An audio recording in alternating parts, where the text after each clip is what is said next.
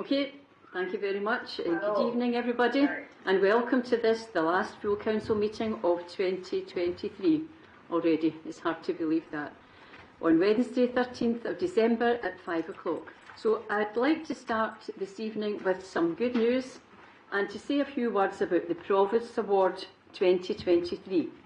So I'm really pleased to announce that after receiving many outstanding nominations this year, and deliberation with the judging panel, Clarkson resident Sandra Douglas has been named Citizen of the Year 2023 for her work as the founder and driving force behind Back to School Bank East Renfrewshire, located in Spearsbridge in Thornbank.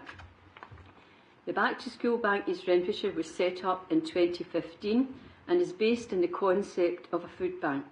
It aims to ensure that children across the local authority have brand new school uniforms and all of the school essentials that they need. The fundraising efforts led by Sandra have ensured that this charity has continued to expand and become an essential service. With the continuing rise in the cost of living, more and more families are relying on the support of the charity. Sandra dedicates the majority of her spare time all year round, helping over 300 children annually to get fully equipped for their school year whilst ensuring dignity and compassionate support for their carers. From uniform to gym kit, outdoor clothing, shoes, winter boots, school bag and stationery, Sandra's efforts help ensure that the children experience the same pride, self-respect and dignity as their peers while at school. Unfortunately, Sandra's not able to attend the meeting tonight, but I visited her earlier today to hear about the charity and to congratulate her for her long-standing volunteering work and to say thank you on behalf of the children and families she and her charity has helped so far and will help in the future. So, thank you to Sandra Douglas and well done.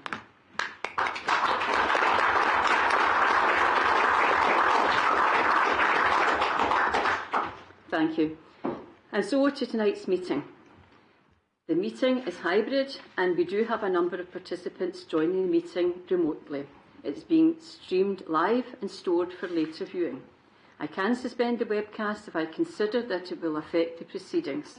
A recording of the meeting will be published on the Council's YouTube channel. Any motions or amendments need to be moved and seconded as usual, and all votes will be on roll call as members are online. I will be flexible within reason in the length of time people can speak due to circumstances. We have received one notion of motion, and this is listed in the agenda papers for tonight. And as with previous motions, I propose to consider this as the last substantive item on our agenda this evening. So, moving now on to the agenda for this evening. The first item is apologies for absence. Are there any apologies for absence? Jerry? No apologies received, Provost. Okay, thank you, Jerry. Next one, declarations of interest. The Councillor's Code of Conduct requires elected members to declare any connection they may have in any of the items on the agenda. Are there any declarations of interest? And there's none intimated. Item 3, this is a minute of the meeting of the 25th of October 2023. Now, the minute is submitted for approval. So there's no questions, so there's no discussion on the minutes at all, except for their accuracy. Any problem with the accuracy of the minutes, Councillor Pragnell? Sorry, it's just on the last page of the council minute. My name is spelt with a Y and it should be Katie with an IE. Just if that could be corrected, thank you. So there's a typo there. Okay, apart from that, can we agree that minute? Agreed? Thank you. So moving now to the minute volume for the rest of the minutes, and again, I will run through them, but if I'm too quick, happy to go back. So the Cabinet of the 2nd November, Licensing Committee 7th November, Education Committee 9th November, Audit and Scrutiny Committee of the 23rd November, Planning Applications Committee 29th November, Cabinet, Police and Fire 30th November, Licensing Committee 5th of December and Appeals Committee 7th of December. Agreed? Provost. if I can intimate that there is a typographical error in the minute for the licensing committee of 5th December, page 694, paragraph 679 ends with the words agenda item 3 refers. This should in fact read agenda item 4 refers. Okay, can we agree that amendment, colleagues? Agreed? Councillor Buchanan. Thanks, Provost. It was actually just to go back a stage to the apologies and put in for Councillor Babbitt. I thought she'd already registered her apologies given her current health circumstances. Thank you very much for that, and that will be noted. Okay.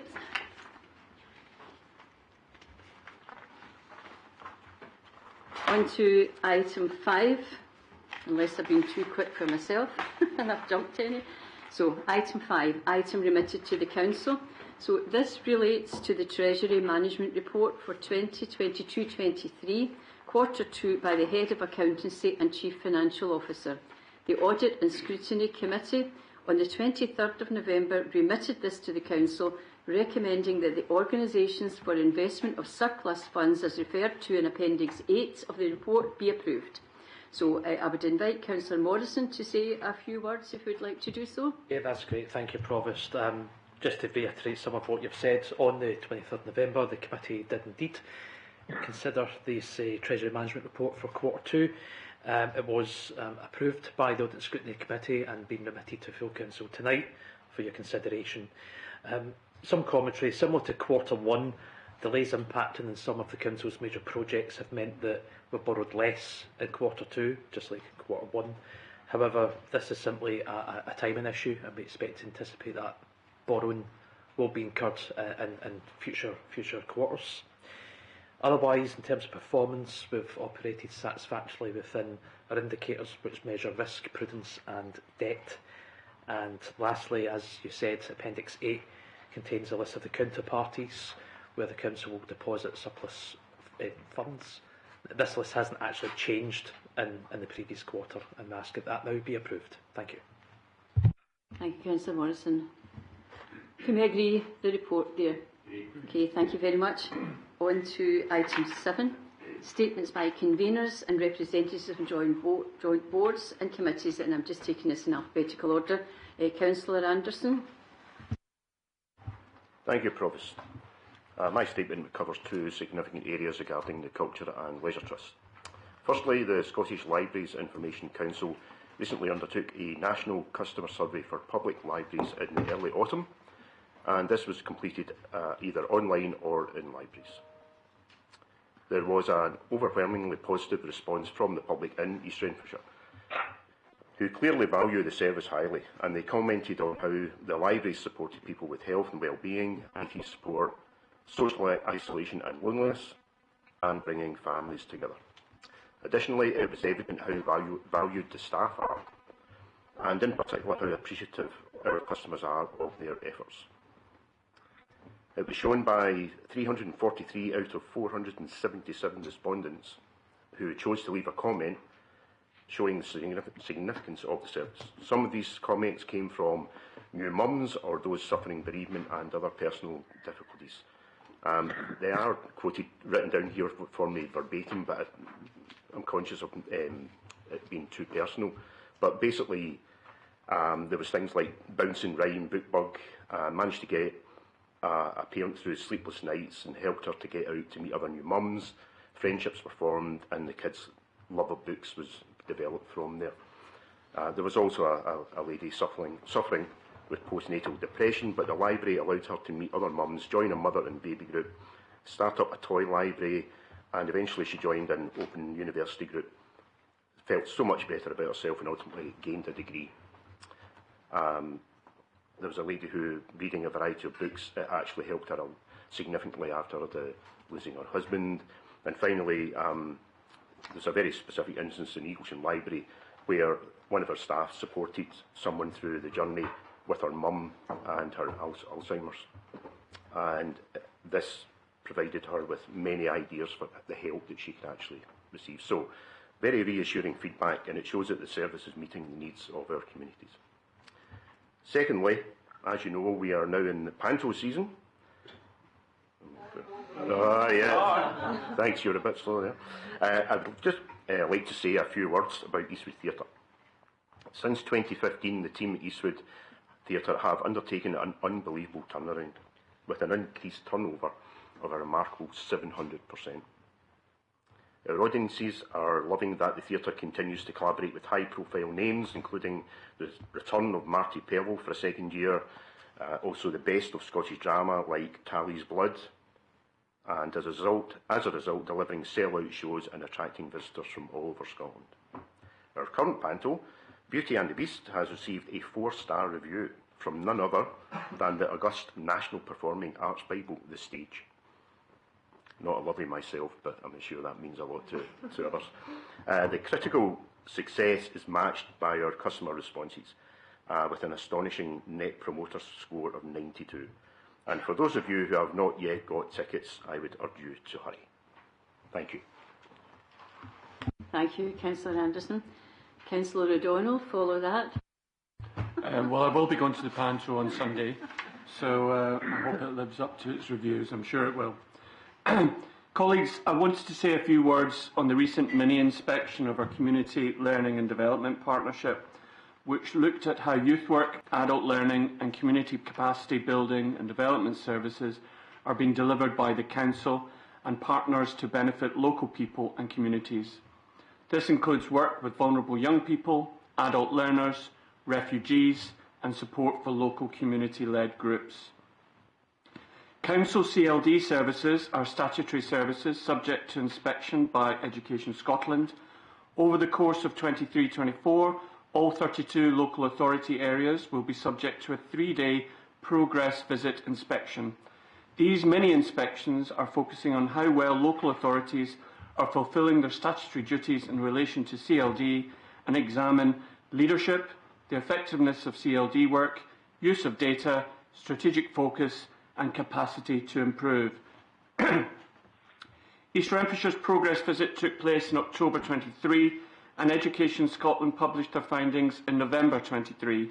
East Renfrewshire received the highest of the 3 ratings, but it was the language used in the report that was the most compelling.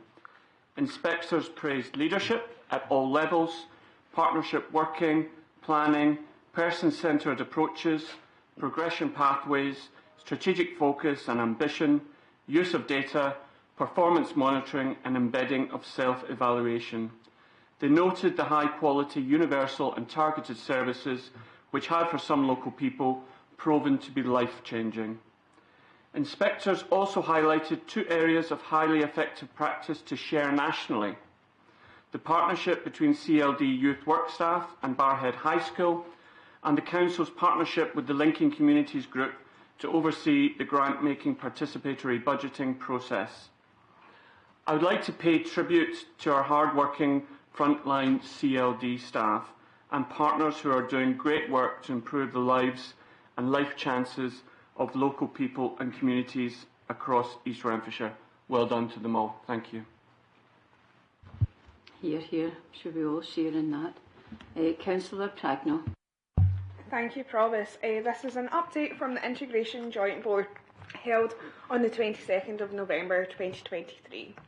At our last Integration Joint Board, the latest Revenue Budgeting Monitoring Report was presented and we had a lengthy discussion on the financial position. The report projected an overspend of just under £3 million. However, since it was written, the position has deteriorated.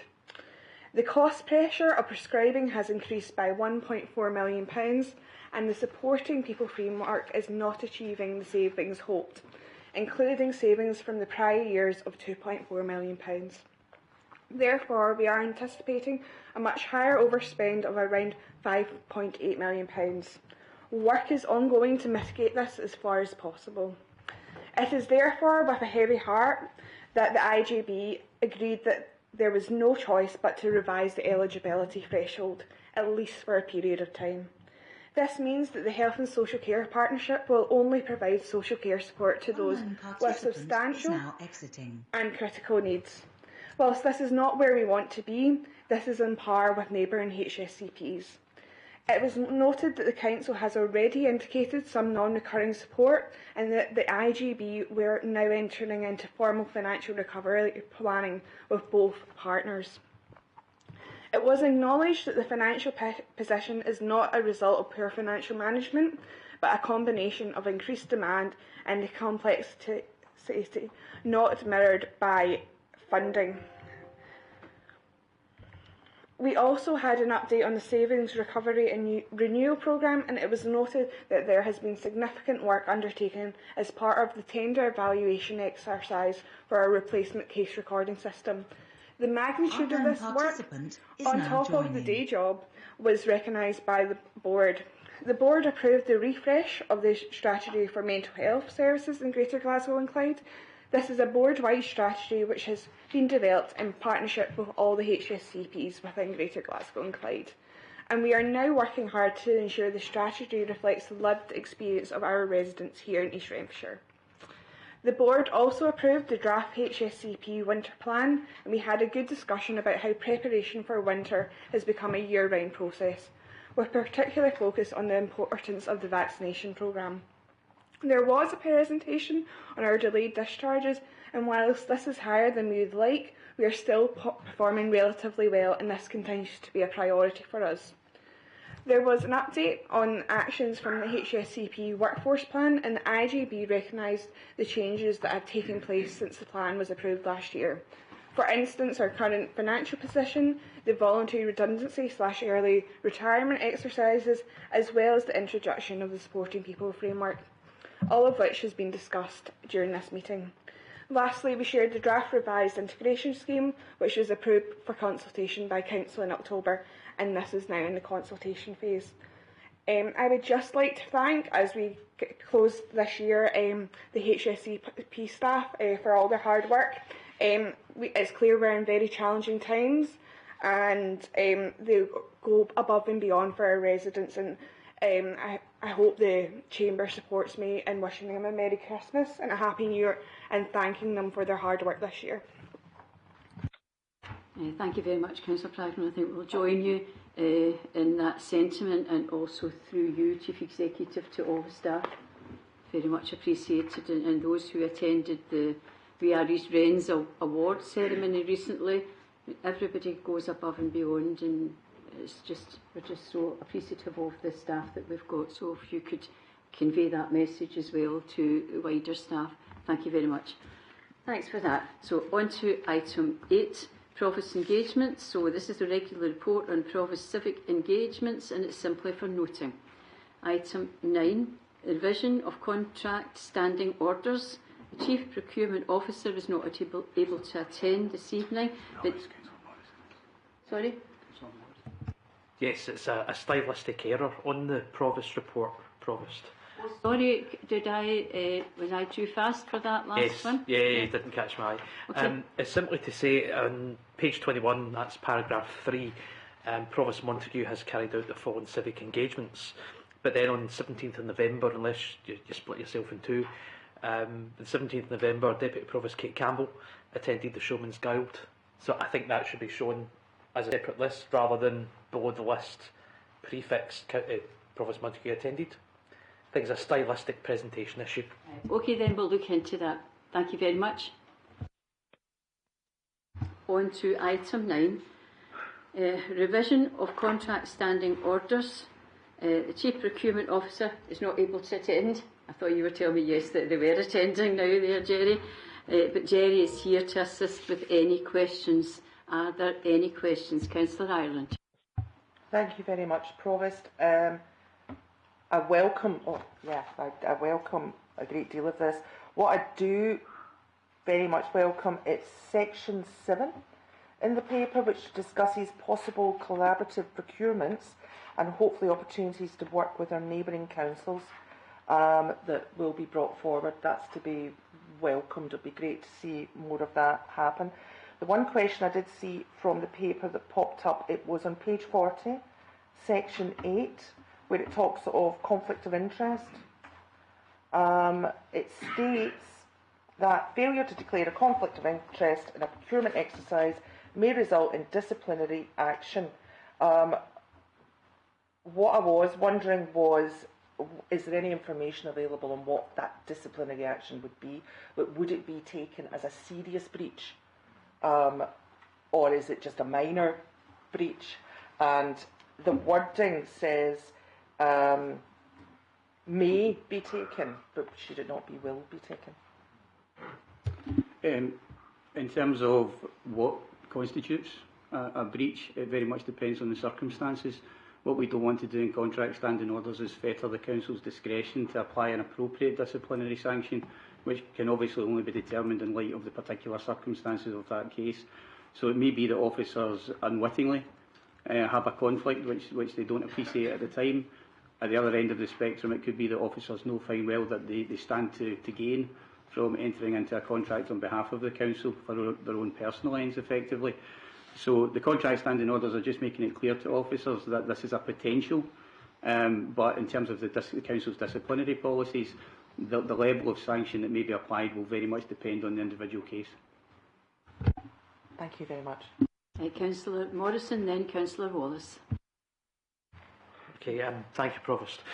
As Chair of Audit and Scrutiny Committee, I should say in previous meetings earlier this year, we have considered breaches of the contract standing orders, particularly around an external wall insulation contract.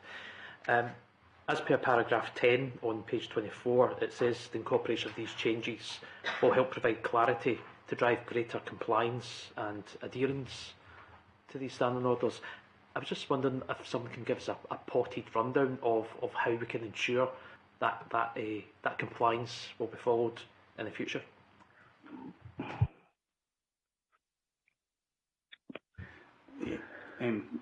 Essentially, Councillor, the contract standing orders are obviously only words on a piece of paper.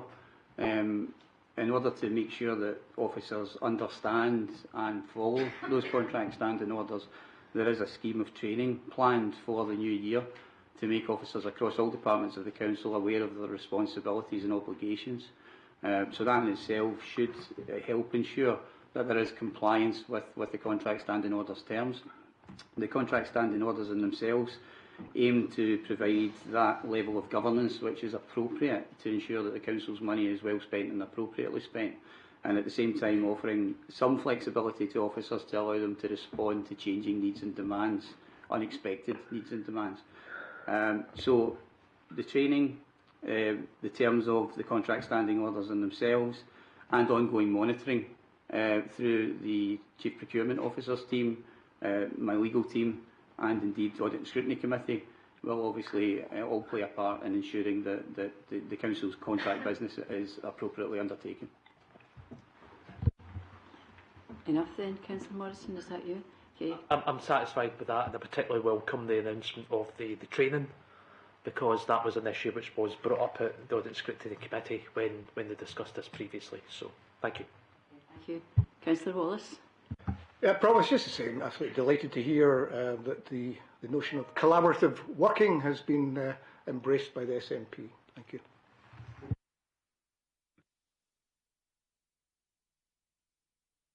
Any other questions?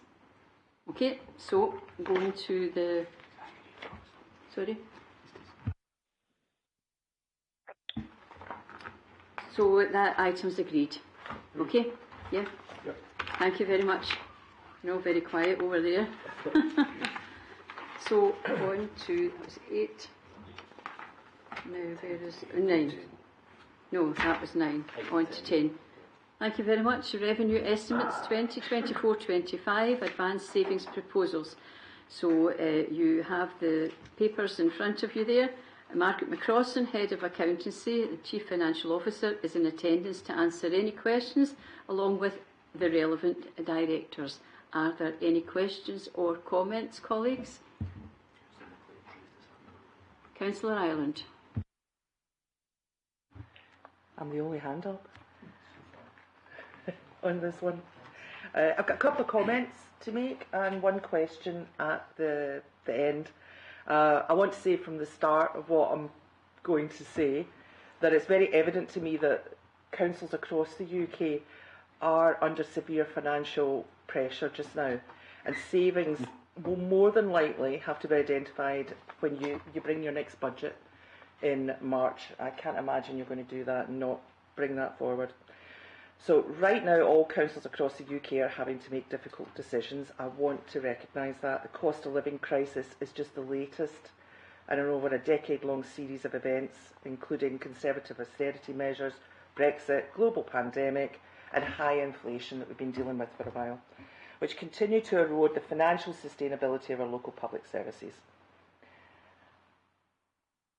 Several councils in England, I think they've already said that they've S114 notices of bankruptcy that they've had to put forward. I had 6 down. I think it's a lot more now. What I actually wanted to say to you tonight, and I kind of wanted to make an appeal from me personally, I wanted to ask you that you remove this paper until we have much more detail. And the reason I'm saying that is that we don't have detail in this paper on the council tax freeze compensation and the council's grant settlement from the Scottish Government. We're being asked to make a decision when there's gaps here. Your own paper states on page 65 that the position on the 24-25 council tax freeze compensation and the council's grant settlement are not yet known. And certainly until such time as we have details on what's happening with the Strathclyde Pension Fund money. I think at my last count it was over 6 million we're getting this year, 24-25, and then the next year another 6 million. I don't know yet what you're planning to do with that, and that surely has to take part in any discussions on this as that moves forward. It's a great deal of money. I urge caution and a thorough examination of the proposals before us. Later on tonight, in fact just a few papers from now, you're bringing a paper with your proposed works to your offices here in Eastwood Park and the chamber that we're sitting in right now. Estimated at 3.7 million. It's going to end up a lot more than that. We know construction costs are rising rapidly, and they have been for some time.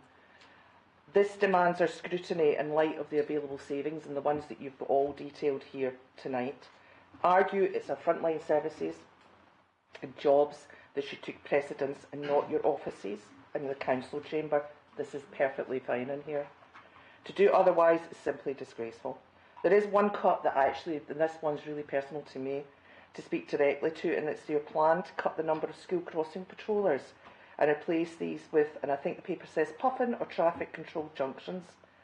When this came before us at the last budget, the published plan is to cut the number from 22 to 10. That number's not here tonight, but I'm assuming that that's the same sort of number we're looking at. I think that's quite terrifying. Do you not realise that children cross the road when they see the green man and cars don't stop on red all the time?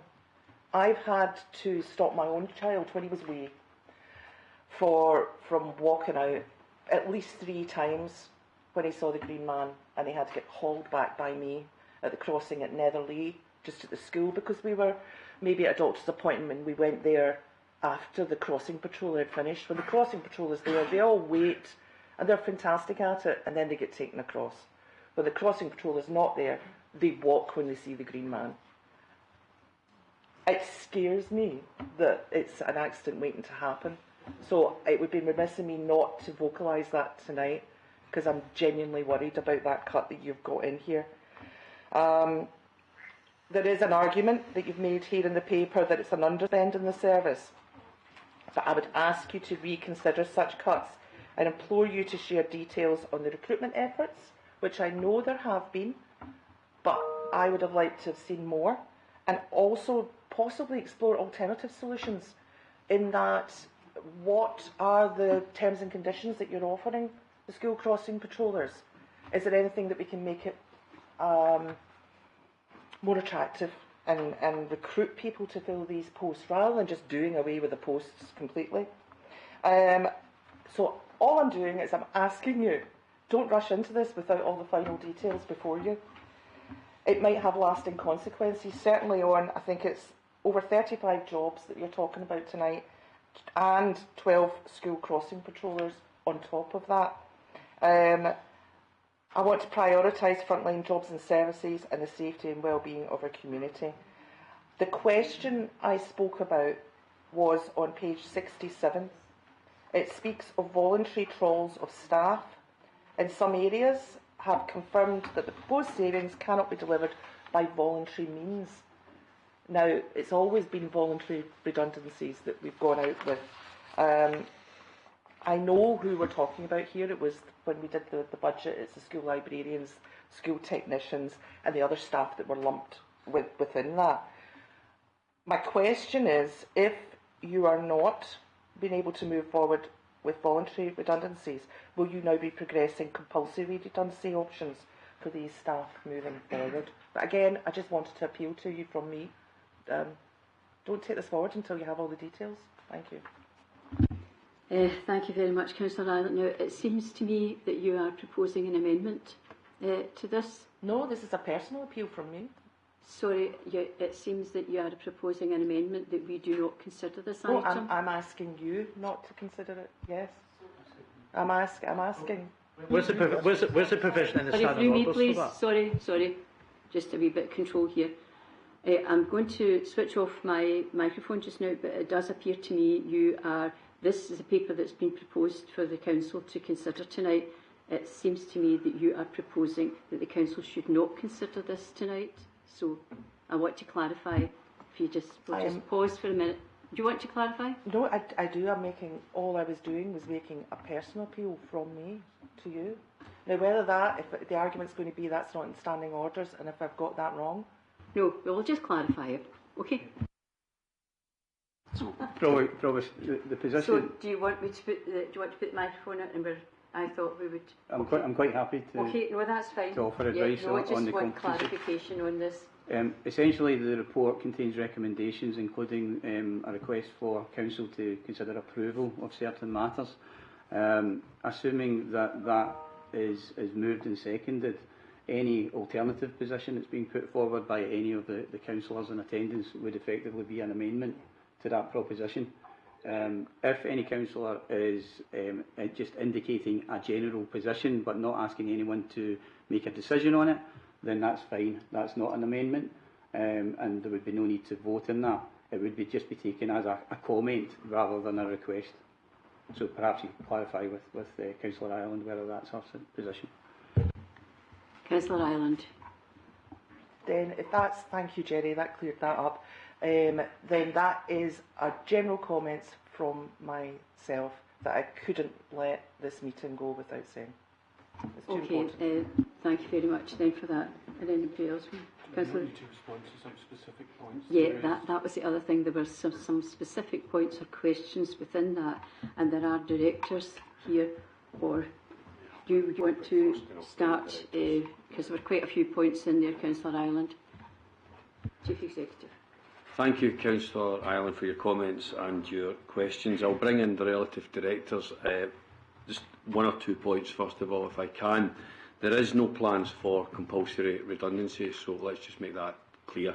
And that the paper outlines the fact that some of the savings that have not been able to be made that were previously agreed by Council is because of there isn't the required amount of people who should put forward their interest for voluntary redundancy or indeed voluntary early retirement, but there is no plan for compulsory redundancy. Also, I'll absolutely clarify that one.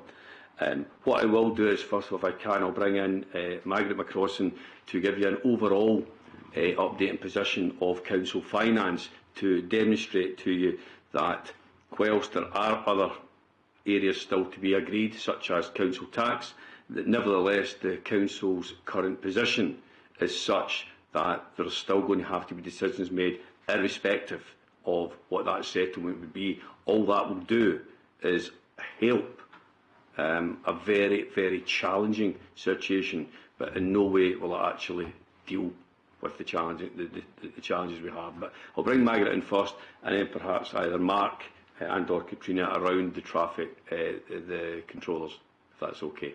Yep. Thank you. That's helpful. Thank you very much. So, Margaret, first of all, thanks. Thanks, Provost. The overall position, as the Chief Exec has set out, is that we have obviously modelled on the expectation that there will be some Scottish Government support for to compensate councils for the council tax freeze. And even factoring that in, we are still going to have a substantial budget gap that will not be fully closed by the savings that are on the table tonight and the balance of savings that were proposed for 24/5 back on the 1st of March last year. So we are clearly going to have to consider all the savings, and it's not even going to close the gap. So that is unlikely to change in the next week with the expected settlement that we will hear about on the 21st of December. Having said that, we have come forward with these 6 savings for an early decision tonight. We originally agreed on the 1st of March at the council meeting that we'd come back in October, because we needed to plan and take preparatory action to get those savings delivered from the 1st of April next year. So they involve staffing, they involve restructures, they involve voluntary means and consultation, which all takes time. And to get that done in time for us to deliver as much of the savings as possible for 24/5, we actually need to start making decisions now. Otherwise, we'll be in an even worse position when we come to the council meeting on the 28th of February, because even if we agree savings then, there won't be time to get the full return from them. So that's why this paper's coming up now. The second point that you made was a good point about the £6 million pension windfall that we expect as a result of reduced contributions to the Strathclyde Pension Fund. We are looking at that, and there are various options for how that can be used. However, the major problem is that this is not recurring money, so it is not going to make these savings go away. All it does is buy us a bit of time, and in putting off those savings, if we used this funding, say we used all of that funding to reduce the savings, we would just end up in a year's time with all the savings for this year to make and no further means of funding them. So we'd have a tougher hill to climb in a year's time. So unfortunately, it's because they're not recurring that we don't want to bank on that to avoid the savings. You did mention a point about the item later in the agenda about the Eastwood HQ office works. Those are actually going to be capital and not all out of the revenue budget. So the capital budget, which will have revenue consequences if we decide to invest more on any projects, we'll pick those up at the council meeting on the 28th of February when we set the capital plan for the next 10 years. But the revenue consequences of that will be factored in to the revenue budget. But it's going to be dealt with in a separate report in a separate place, which is completely normal. I think you'd actually answered your own question on the school crossing patrollers. You did say that we are running a significant underspend at the moment, actually an underspend that's even greater than the saving we're looking to take out of this. And I know the directors relevant to this will come in and comment themselves, but I would add that the difficulty in recruiting school crossing patrollers isn't unique to that service, that we do find it very difficult at the moment to recruit to posts all across the council, and it's not for the want of trying, it's just the way the employment market is just now. And I think the fifth point you'd asked about, I'd noted, was the voluntary redundancies, and the Chief Executive has already answered that one. Thanks very much, Margaret. And for somebody who is expert in numbers, it's really enjoyable to hear you explain things in such an understandable and plain speaking way. So I'm just going to go on to Mark Ratter now. Thanks, Mark. Thank you, Provost. Maybe if I can just respond, Councillor Island, to the bit around recruitment. as was been mentioned, for both the school crossing patrollers and the cleaning and janitorial facilities management in general, it's been extremely difficult to recruit into those posts. We run regular adverts, we've done different things like have job fairs, we've looked to try and shorten the recruitment process as much as we can, but we are still struggling to recruit into those posts. So maybe that provides you a little bit of detail around that part, and perhaps Mrs Macaulay will just come in around the actual specifics in terms of the capital works and the link between education and environment on how we're looking to do that in the safest way possible. Thanks, Mark. I suppose just to point out that the level of vacancies that we're currently operating at does mean that we have a high level of unmanned crossings at the minute. So the investment of infrastructure will actually provide a more sustainable way going forward, where we do have that investment of important infrastructure at schools, and we would work with roads and education officers and with schools to design what is appropriate across all of those 42 sites. The saving is dependent on the approval of the capital that is required. And I suppose just further to come back on the recruitment issue, there is no additional money to enhance the package of offer, whilst we might go out and do different types of recruitment for these sorts of posts. At the end of the day, we don't have additional resources to enhance the package, and as a result, we're running with a significant level of vacancies. Councillor Ireland, did you want to come in with a last point? There's other councillors wishing to speak. Yes, I just wanted to say thank you very much for the information. Really pleased to hear that there won't be any compulsory redundancies. That's always welcome to hear. It's something that bothers me very much. I still would argue that unmanned crossings are no way to take children safely across some of these roads, and I still remain very worried about that. The savings that we have in front of us today, sorry, because I know, Margaret, thank you so much. As always, you have all the information in front of you. I know that the 6 million per year that's coming in, and then I think it's 1.5 million per year after the first 2 years going forward. But the savings we have in front of us today come into under 1 million. So I just wanted to point out that discrepancy. But thank you very much. Margaret, did you want to come in again, dear? Yeah, unfortunately, when my first comments came in saying that there was still a substantial gap, that was after I'd already factored in the ongoing, the recurring element of the pension savings, which is, as you said, just over 1 million. Thank you, Margaret. Councillor McLean, then Councillor MacDonald. Thank you, Provost. It was just to get some clarification on page 66, point number 8, the reduction in cleaning services. Mr Quinn has stated there's no plans for any compulsory redundancies, but it says they're looking for around approximately 21 FTE positions to be reduced by, but staff reductions may be achieved through voluntary means. If there is no voluntary redundancies, will there be compulsory redundancies if this is not achieved? Thank you. Stephen Quinn will answer this one. Councillor McLean. Thank you, Councillor McLean, for your question. As I've intimated, the Council has a policy that there is no compulsory redundancy.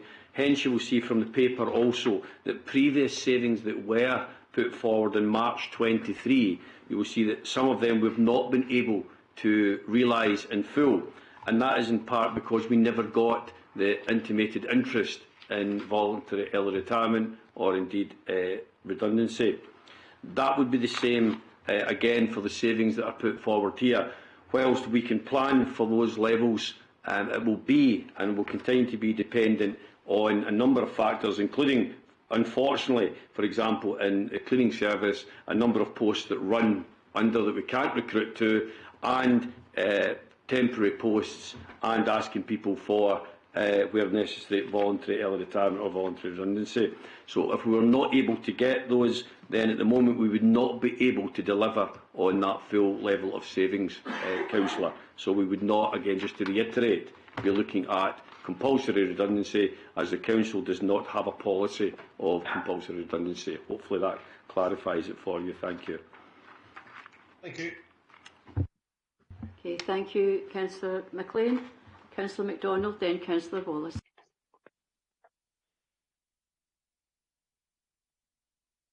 Yeah, thanks, Provost. I just wanted to ask Mark Ratter, just get a better understanding of what the challenges are. I mean, are they purely financial in terms of what the remuneration is on offer, or are there other challenges that we don't know about pertaining to particularly crossing guards and janitorial staff? And also, I just wanted to comment that whenever we feel the financial squeeze, we always seem to kind of target redundancies, and particularly redundancies of those that are the lowest paid that work within the council. And I don't know whether there's ever any consideration at all to look at an alternative to redundancies, and that is to ask those at the very top of the organisation. There are a significant amount of people at this council that earn in excess of £90,000 a year, some which earn over £120,000 a year, and there's never any consideration to ask them to take a pay cut to save jobs. So you had a question on the challenges to Mark Ratter. I'll ask Mark to answer that part now. Thank you, Provost, and thank you, Councillor MacDonald. I mean, I think you highlighted one of the challenges. One is financial. One is a competitive market at the moment. You'll be aware just of the recent information in terms of the sort of employment rates. It's essentially a market that the individuals can take their pick of jobs. So we are competing against other organisations, and we're finding it increasingly difficult to fill those posts, whether that's janitorial or the school crossing patroller posts. And actually, it's been highlighted in a number of different areas across the council, whether that's social care and so on, and it's essentially the competitive market. Okay, thank you. Stephen, could you come in at this point, please?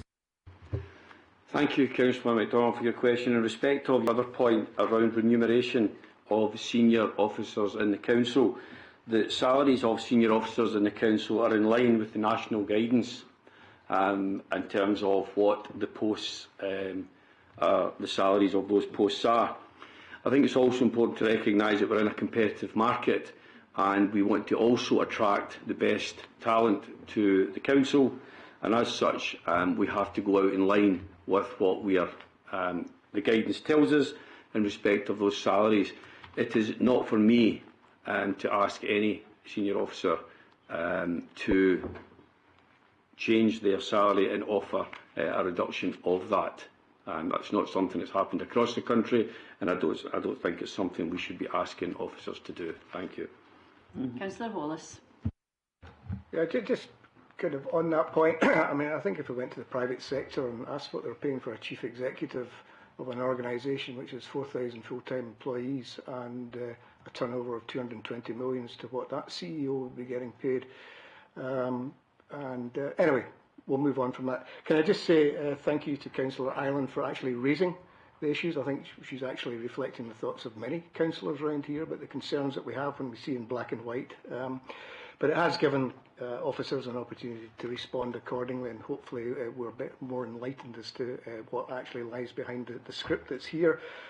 I think it is also significant that despite these concerns, that there's actually no amendment came forward, which suggests to me that there is an appreciation of the problems that are facing the council. And again, just repeat what I said earlier on, it's good to see a bit of collaborative working on this, that we can all go in the right direction. Thank you. Thank you very much, Councillor Wallace. So there are recommendations at point 2. There are 3 aspects to this. I'll just clarify, is there an amendment? No amendment forthcoming. So the Council is asked to note the assessment of the further 1.383 million of 2024-25 savings proposals where Council had requested a subsequent report. 2. Approve savings of 0.842 million for implementation in 2024-25 to permit preparatory work to be undertaken, and a further £360 million in 2025-26, giving a full year total saving of £1.202 million, Annex A.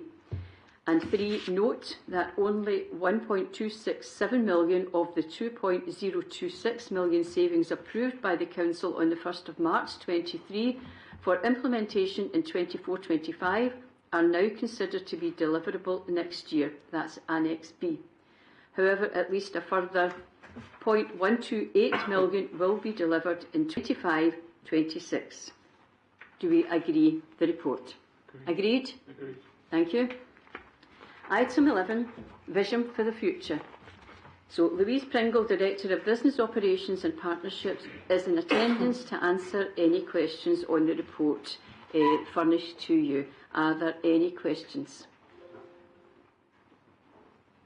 Nobody? This is item 11. Councillor Ireland. Thank you very much, Provost. I welcome this paper, and particularly the item on page 75, which talks of a forthcoming proposal to set up a community conference around Vision for the Future in 2024. It's been some time since an event like that has been held, and it says that in the paper. So that is absolutely to be welcomed. It is of absolute prime importance that local residents are engaged in these discussions. So that is fantastic. I would, however, given that this is a Vision for the Future paper, and it talks a lot about the word ambition is used. It's littered all through the paper. So I'm going to take this opportunity to caution the Cabinet members and Danny Devlin and the Labour ones that they vote tomorrow on whether to raise East Rind's appetite for reputational risk. Something they're going to be voting on tomorrow. Our community's future is shaped not only by our ambitions but also by the integrity and trust we maintain. Please keep it in mind. Thank you. Councillor Ireland, I think we've got a high standard of colleagues in the Council, I'll have to say that, and the work that everybody does and on the Cabinet, I'm sure you'll appreciate yourself whilst on the Cabinet, so I'll just leave it at that. Are there any other points or questions? No. Otherwise, the paper asks the Council to note that Vision for the Future is being developed around 3 pillars: flourishing families and individuals, vibrant communities and places, and living well. And that work is well underway to map strategies, outcomes, and to analyse data for key opportunities and issues around the 3 pillars. Note the continued development of the scope of each pillar in order to draft ambitions. Agree in principle that work is undertaken to develop proposals for an expert panel to provide critical friend and sounding board support around the 3 pillars. Agree that work is also undertaken to develop proposals for a community conference around Vision for the Future, and agree that a further report will be brought to the Council once the work set out in the sections B, C and D has been completed. Agreed? Thank you very much, colleagues. So on to item 11. And this, 12. I'm looking at 12 and I'm reading 11, so sorry about that. Item 12. Eastwood Leisure Centre. So we have in attendance Phil Dawes, Head of Housing, Property and Climate Change, in attendance to answer any questions, but I think Phil is going to introduce this first of all. Thank you, Phil.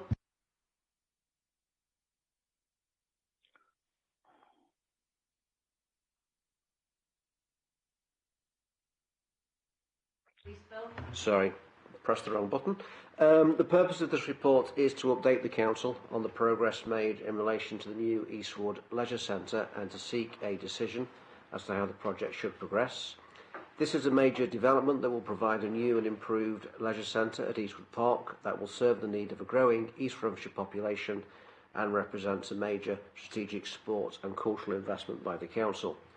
Members will recall that at the Council meeting of December last year, December 2022, we considered a range of options for the provision of leisure facilities on the eastward side of the authority.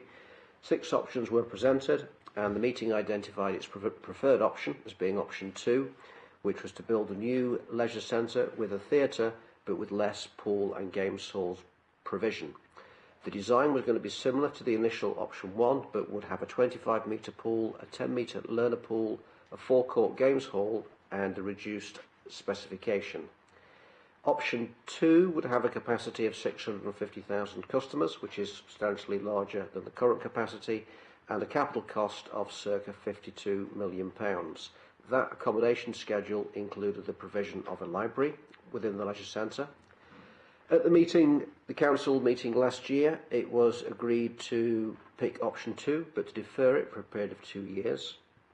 Council were advised that a 2-year delay would add 13.8% to the project costs, which was around £7 million, bringing it to a total budget of £59 million. However, it was decided at the time that the project would remain within the capital plan at £55 million, with a note that when the plan is given final approval, the budget may vary from this figure because of construction inflation. In the last 12 months, design work has continued to take option 2 forward within the Royal Institute of British Architects Stage 3, and this work has demonstrated that in order to remain close to the capital plan allocation of £55 million, it may be necessary to reduce the floor area. As a consequence, 2 sub-options have been considered, and these are defined as option 2A and option 2B. Option 2A is to build the leisure centre within the budget of £55 million, and option 2B is to build the leisure centre to the space standard outlined at the December 2022 meeting. This would include a library for a cost of just over £59 million. In option 2A, the library is omitted in order to maintain all other existing provision and space of the current design.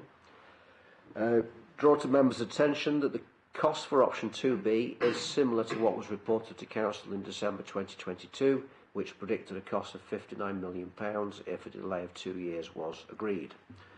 What I would say is that construction cost is only one factor that the Council needs to take into consideration. The current Eastwood Leisure Centre has a capacity of 285,000 service users.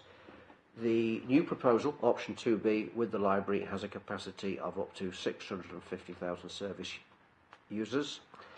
As agreed from the outset, any increase in operating costs for the new larger facility would require to be offset by increased income in order to ensure there was no increase in the subsidy offered by the Council to the Culture and Leisure Trust.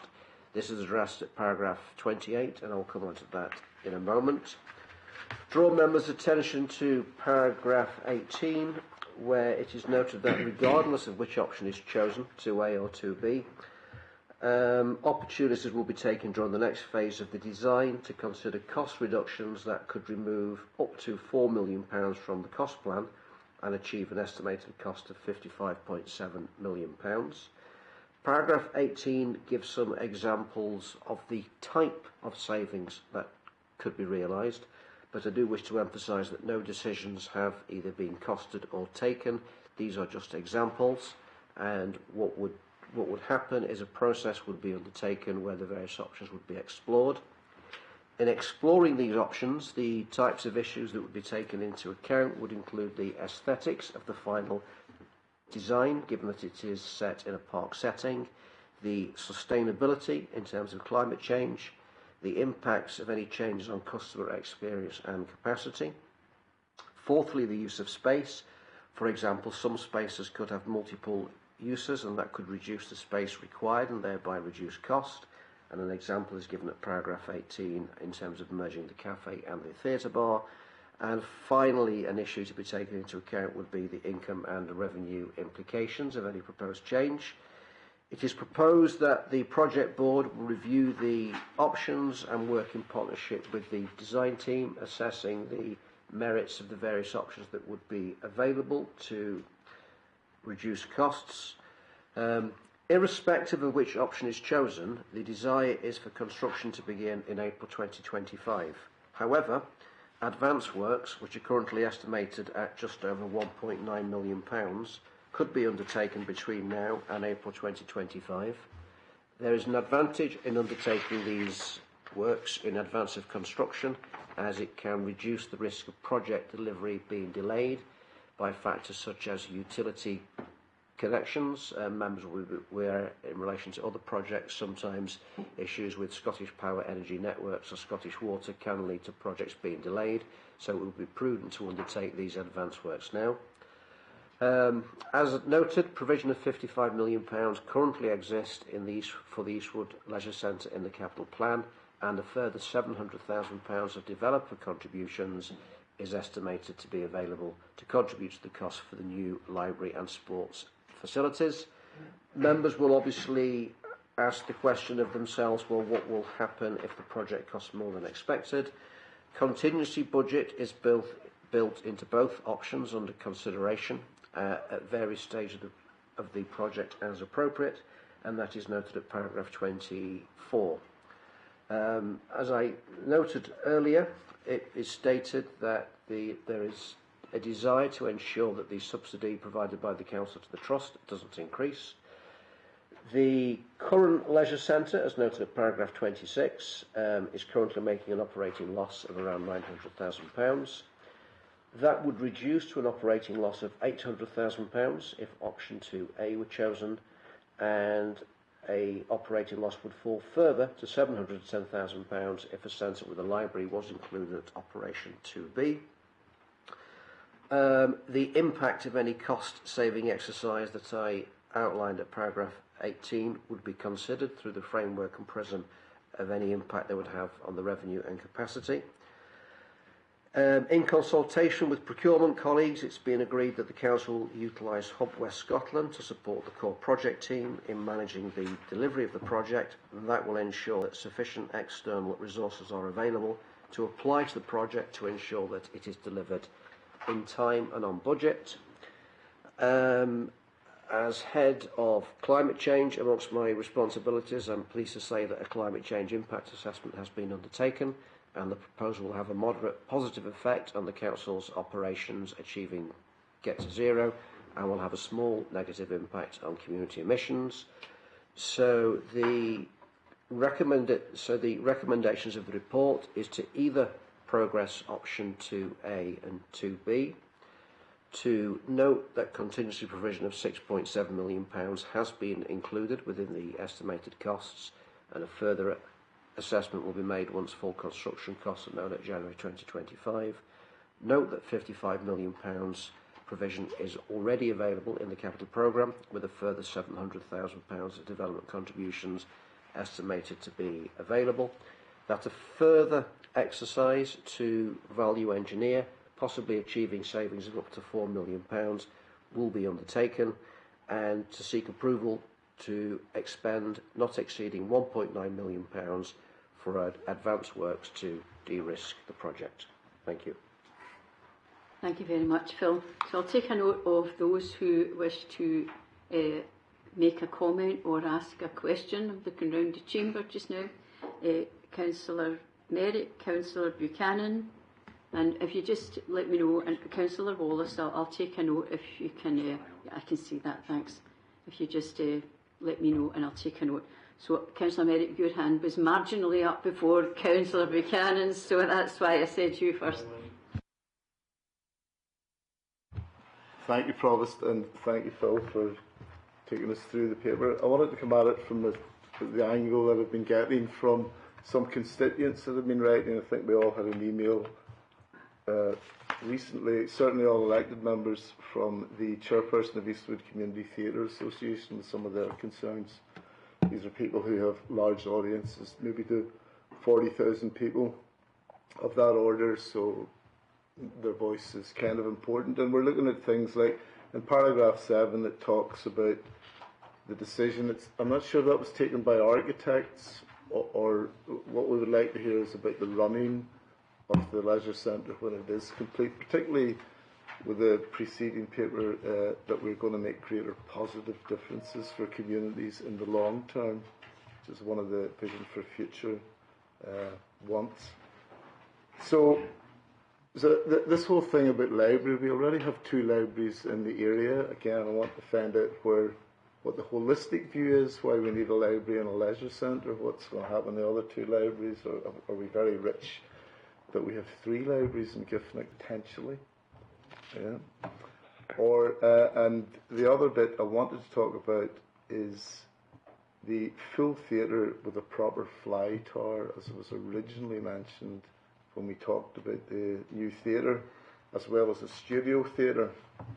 Now, my understanding is that these features offer flexibility and fantastic revenue opportunities.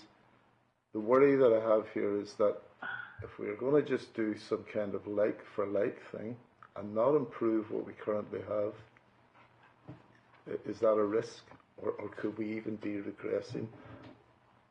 If possible, I'd like to hear from the Chief Executive of the Leisure Trust to see what his thoughts on some of those points are. Thank you. Yes, so I don't know if Phil wants to come in first of all in the questions that were asked, or about the library, no, not about the libraries, but the theatre, or if you want Anthony to come in, it's up to you to answer whoever's relevant. Yeah, thank you.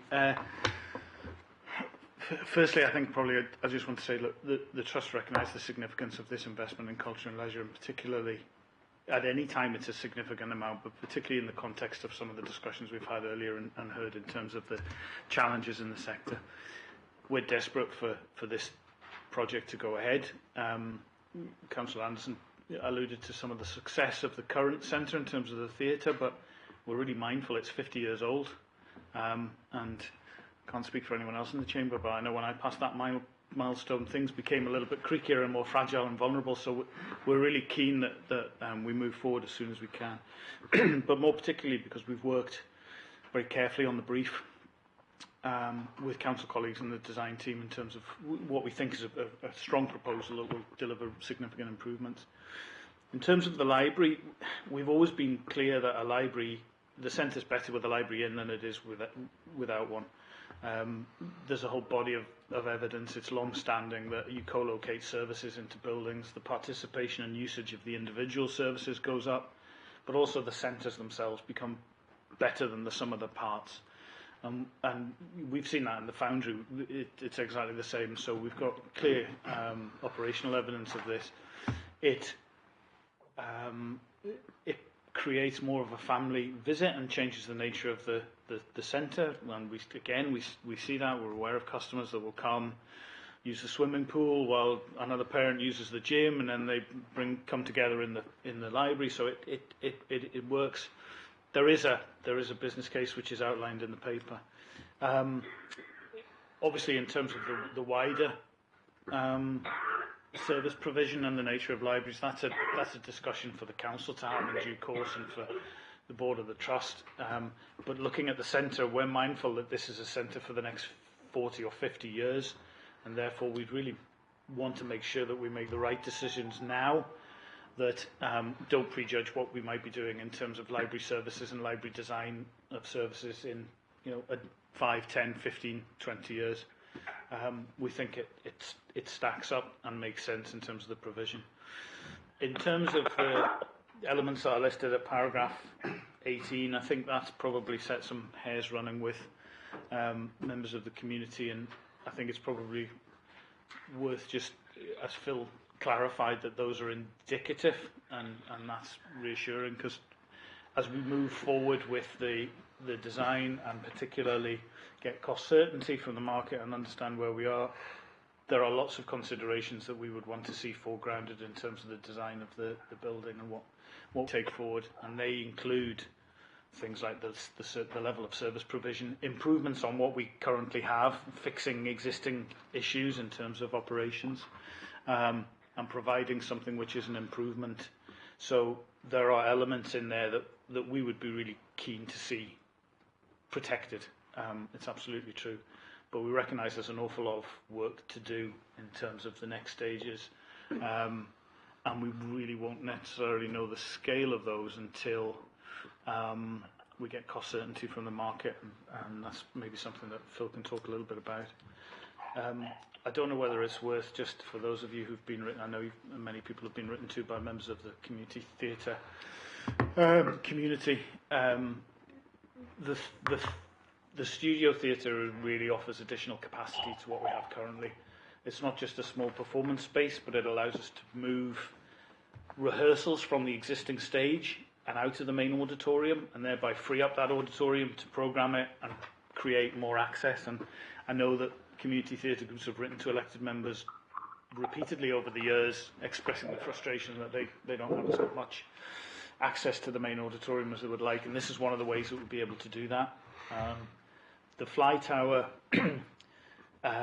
is something that is really transformational in terms of being able to attract larger, better, bigger performances, shows, touring companies, but also actually the community theatre groups who have quite a lot of sets that they would like to accommodate, and it improves the back office operation, the backstage operation significantly.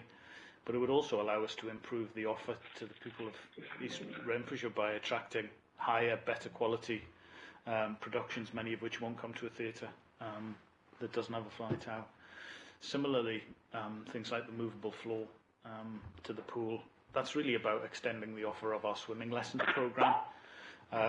The movable floor allows you to part raise it and therefore take lessons over what would have been the deep part of the swimming pool. So there are lots of considerations that we would want to have, and we will have with the design team, with the architects, with the council, and we'll be really keen as a trust that we make sure that we get the best possible project that will last the next 50 years. And you know, we've got quite strong views on what they would be, but we've worked really well with the council up to this point to try and secure the best proposal. Recognise that there are a number of challenges, but we're really keen that we move forward. Thank you. Answer your question, Councillor Merrick.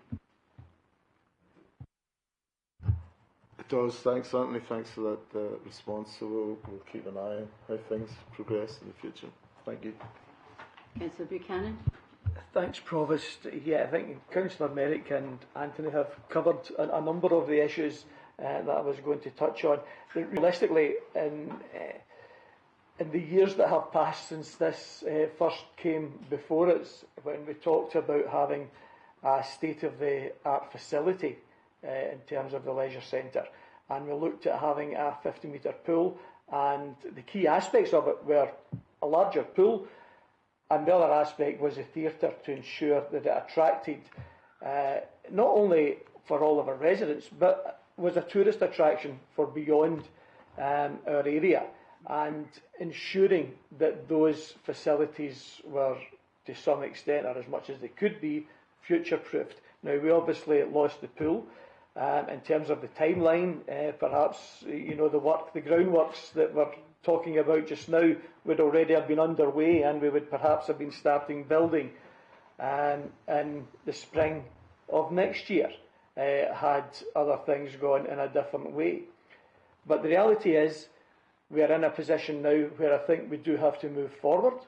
I'm certainly comfortable in terms of moving that forward with option B. I think Anthony has touched on what we would want to see. I think it would be extremely remiss of us. We've lost, as I say, part of the pool in that it's now reduced in capacity.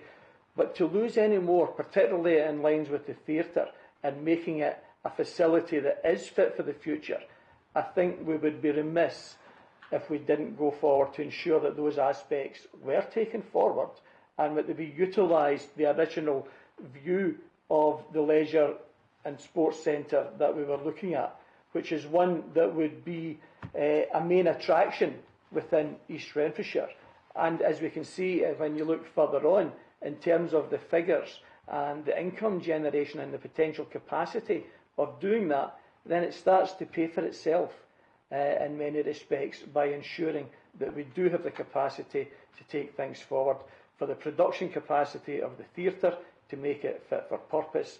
And indeed, we know that the footfall, whether there's a library and the leisure centre, will increase, and that capacity is vital. But I think it should be seen as one of the jewels in the crown of East Renfrewshire.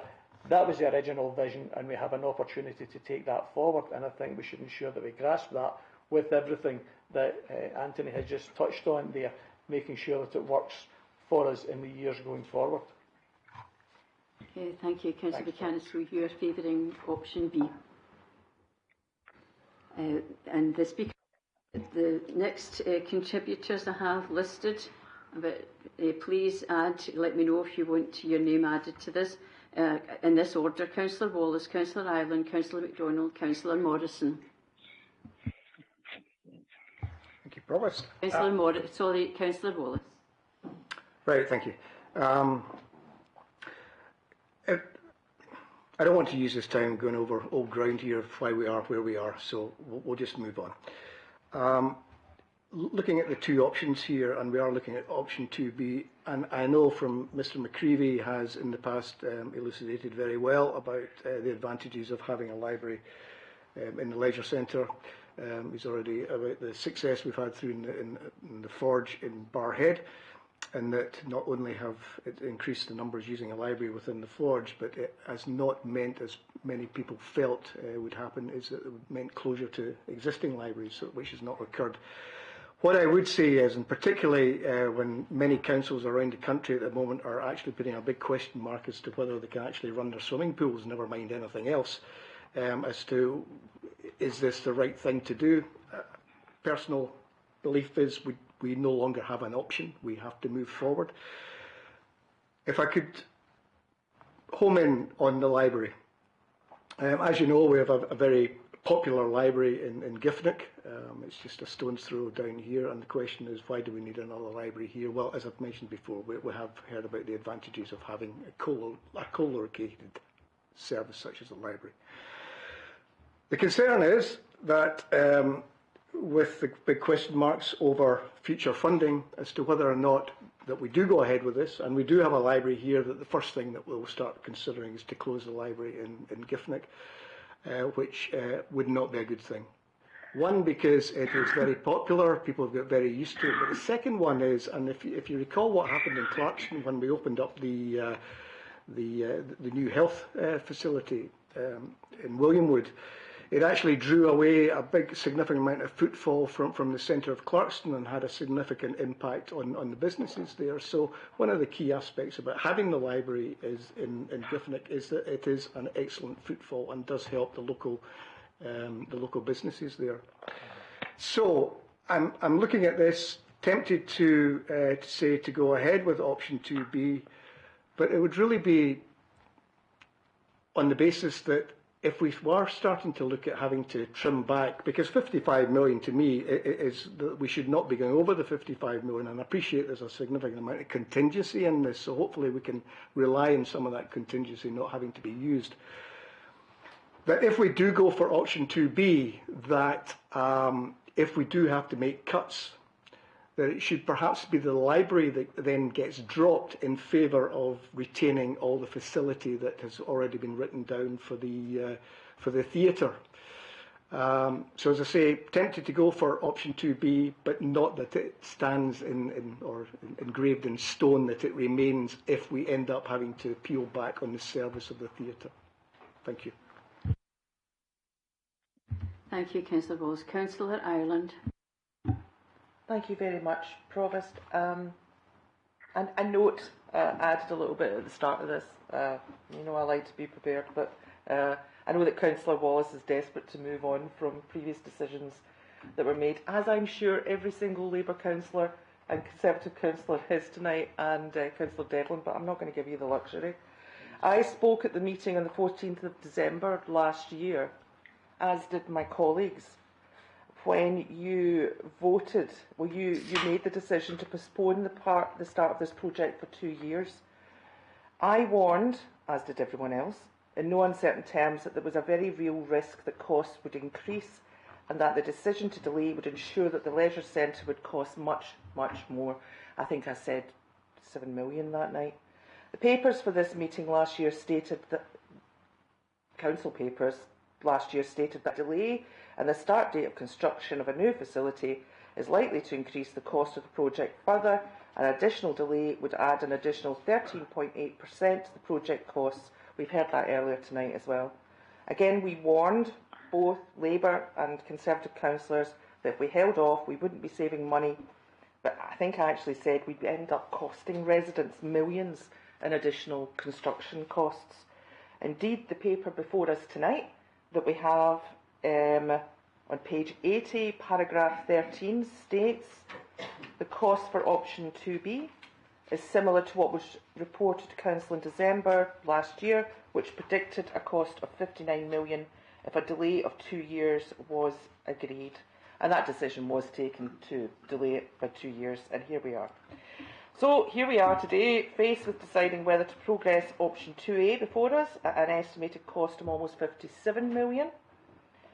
That excludes a library from the proposed design, or progress option 2B, an estimated cost of 59 million. That includes a library within the proposed leisure centre with the benefits outlined in the report. I was glad to hear that speaking about the benefits that we'd actually get from a library. I think that does make sense if the library is retained within there. I think that would be of enormous benefit to local residents. So again, you were warned last year as to the risks in delaying and told bluntly that this would add millions, but you persevered with your joint decision regardless.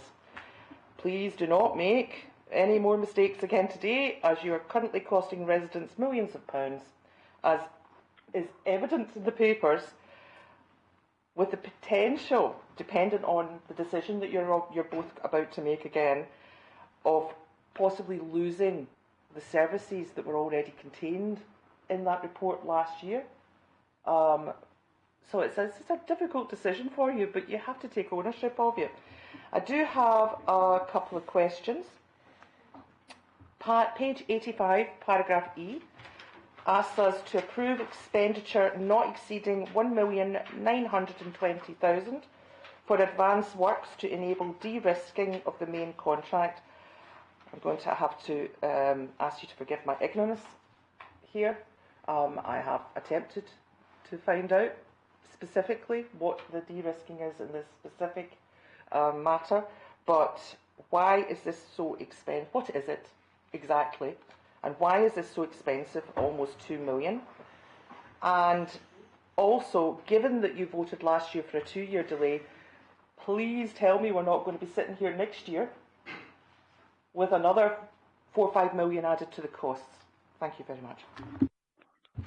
Thank you very much. So the aspect of the de-risking, who can answer? Yes, Is it John, Adam? That's correct. Right, John, yes. Thank you. Yeah, it's an estimate of cost for a variety of different aspects.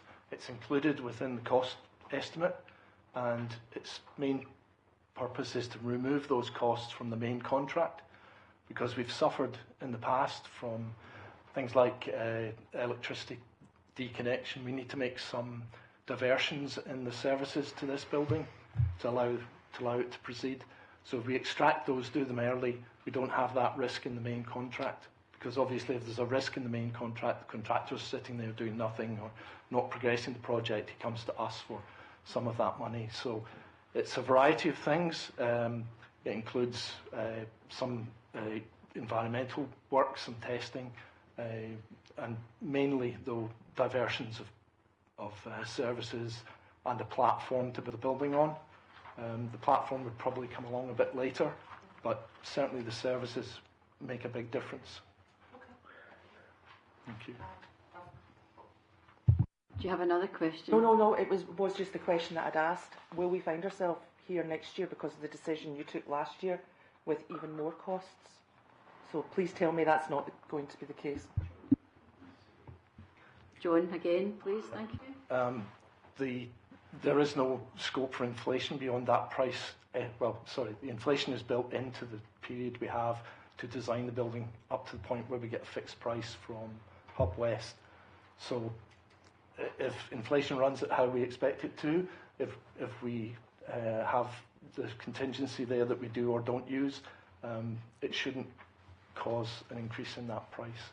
So the delay itself shouldn't really make any difference. Thank you very much. Councillor MacDonald. Thanks, Provost. It was just in relation to a couple of things that Mr McCreevy had mentioned around figures, or actually lifespan. we talked about the original building having a lifespan of, it's now been there approximately approaching 50 years.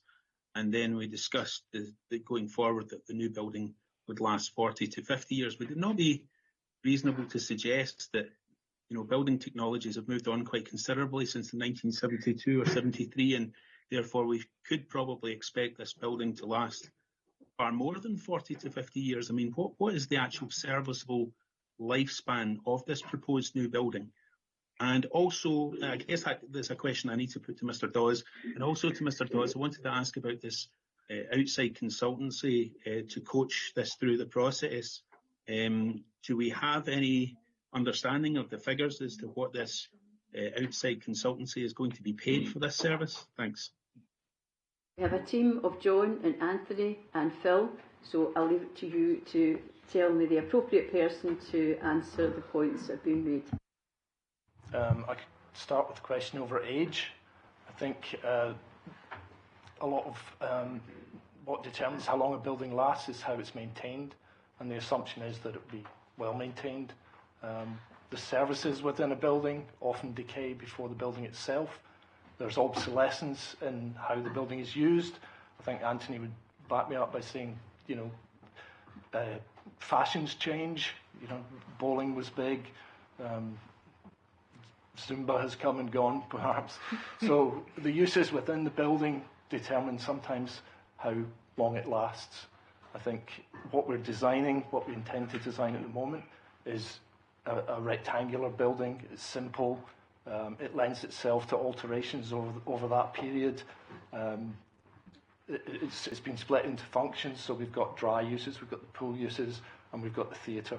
And it can be extended left or right or at both ends. So we're building something, I think, that will last into the future, and that is durable, albeit has, you know, just by the fact that it's a building, it will decay over time.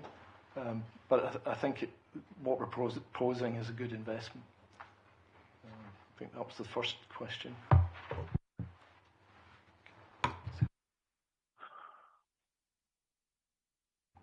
Okay, so if I come in the question of the consultancy, so the organisation we are working with is Hub West Scotland. They were formed by Scottish Futures Trust in 2010. They currently work with 23 public bodies in the greater Glasgow and Clyde area, and we are one of their partnership organisations. And they work in partnership to construct schools, such as schools, housing, health centres, etc. In terms of using Hub West Scotland, our procurement team undertook an exercise this time last year to decide the best way to procure this project. There are a variety of ways of procuring a project of this size. One could go out to open tender, or one could use the Hub West Scotland framework. Our procurement colleagues concluded that this venture would provide quicker procurement and deliver value for money, and particularly taking into account that we as a council have never built a leisure centre before, and a substantial degree of expertise is required. As I say, our procurement colleagues undertook that assessment and reached that conclusion this time last year. A few months ago, they reassessed that decision just to check that that decision was still correct, and the procurement team drew the same conclusion, that our best vehicle for delivering this project, the most appropriate vehicle, and the one that would reduce the risk to the council, was to use Hub West Scotland. Thank you, Phil. Councillor Morrison. Thank you very much, Provost. I have to say, I'm a wee bit disappointed. I think Councillor Ireland wasn't paying attention to item 5 on the agenda tonight, where we were considering the Treasury Management Report, because the answer to the question in terms of, you know, apparent increase in build costs is actually in page 17 of the papers. You know, there's a focus on what's the capital expenditure, but what about the cost of the borrowing? The cost of borrowing has soared dramatically in the last 12 months, which is a significant portion of the cost. So you can't look at that in isolation without considering, well, how much would the council be paying to borrow the funds to carry out the construction? And that's a material consideration. A lot of discussion around the capital cost of the building has already been covered, so I wanted to skirt to the main substance of what I wanted to say, which is on page 83. So that's a projected profit and loss, if you like, of the new centre with the two different options. Now, with option 2B, we're looking at a 2.6% increase in the gym and fitness income. That strikes me as being a very significant extra amount of revenue to find, particularly when there are new private sector providers within the local area, some of whom are at the more affordable end of the market, albeit not with the same complement of facilities which this building will provide. So I just wanted to really test the kind of rigorousness of these assumptions, because if these assumptions are wrong, we're going to have a significantly larger payroll bill to pay. You know, we're looking at an extra, £700,000, £800,000 in terms of payroll, when just tonight the council has unanimously voted to take a £170,000 saving on school crossing patrollers. So it seems a bit of a gamble to increase our payroll by so much and to expect a 2.4% increase. A 2.4 times increase in the gym revenue. If you could explain a wee bit more about those assumptions, that'd be great. Thank you. Thanks, Councillor. So over to the team again to answer that. Anthony, are you going to answer this one? Yeah. Anthony, can I ask you to make sure that it's your microphone that's on? I think I've only got the one. Sharing one? No, that's okay. Yeah. Can you hear me? Yeah, you're right. There are some challenging targets in our business case, but we put challenging targets in a lot of our business plans, and I think you'll have seen our year-end report that came to council previously in the year. We're performing exceptionally well as a leisure trust, certainly in comparison to a lot of our peers. And one element of that is that our gym membership and gym numbers have never been higher. That's not simply in relation to recovery from COVID, but they've never been higher. And that's despite, as you mentioned, local competitors opening in the area. I think that reflects a number of things. There have been some changes probably in gym and fitness trends. One of them being people are spending more time at home and using local services in a way that perhaps they weren't pre-COVID, where they were maybe Glasgow-bound commuters, and it's difficult to assess to what extent that is feeding into our success. We do have an excellent product. We've had a gym transformation project over the last 5 years that has taken the quality of our offer and transformed it for the good. Part of that is that we've actually reduced our gym price membership in actual terms from when we launched in 2015 to now. So we're confident that the numbers that we have in the business plan are achievable. What they essentially amount to is doubling the number of gyms in Eastwood. But that only takes them to the level of gym membership that we have in Barhead Foundry. So there's nothing outlandish in that. It's with the same level of gym provision. We expect that there will, of course, be a new centre bounce, as is always the case. The way we construct all of our business plans, there are some industry industry modelling. We then take that, we apply it to our actual performance. We look at the whole range of local factors. We look at things like our attrition rates, our retention rates, how that flows into our cash flow, how that's aligned to our marketing spend and our marketing strategies. So there's a huge amount of work's gone into all of these. There's slightly different or very different models for the theatre or for swimming. So whilst they're a challenge, and I'm sure some of my colleagues would think that they're very challenging, actually there's a lot of robustness there.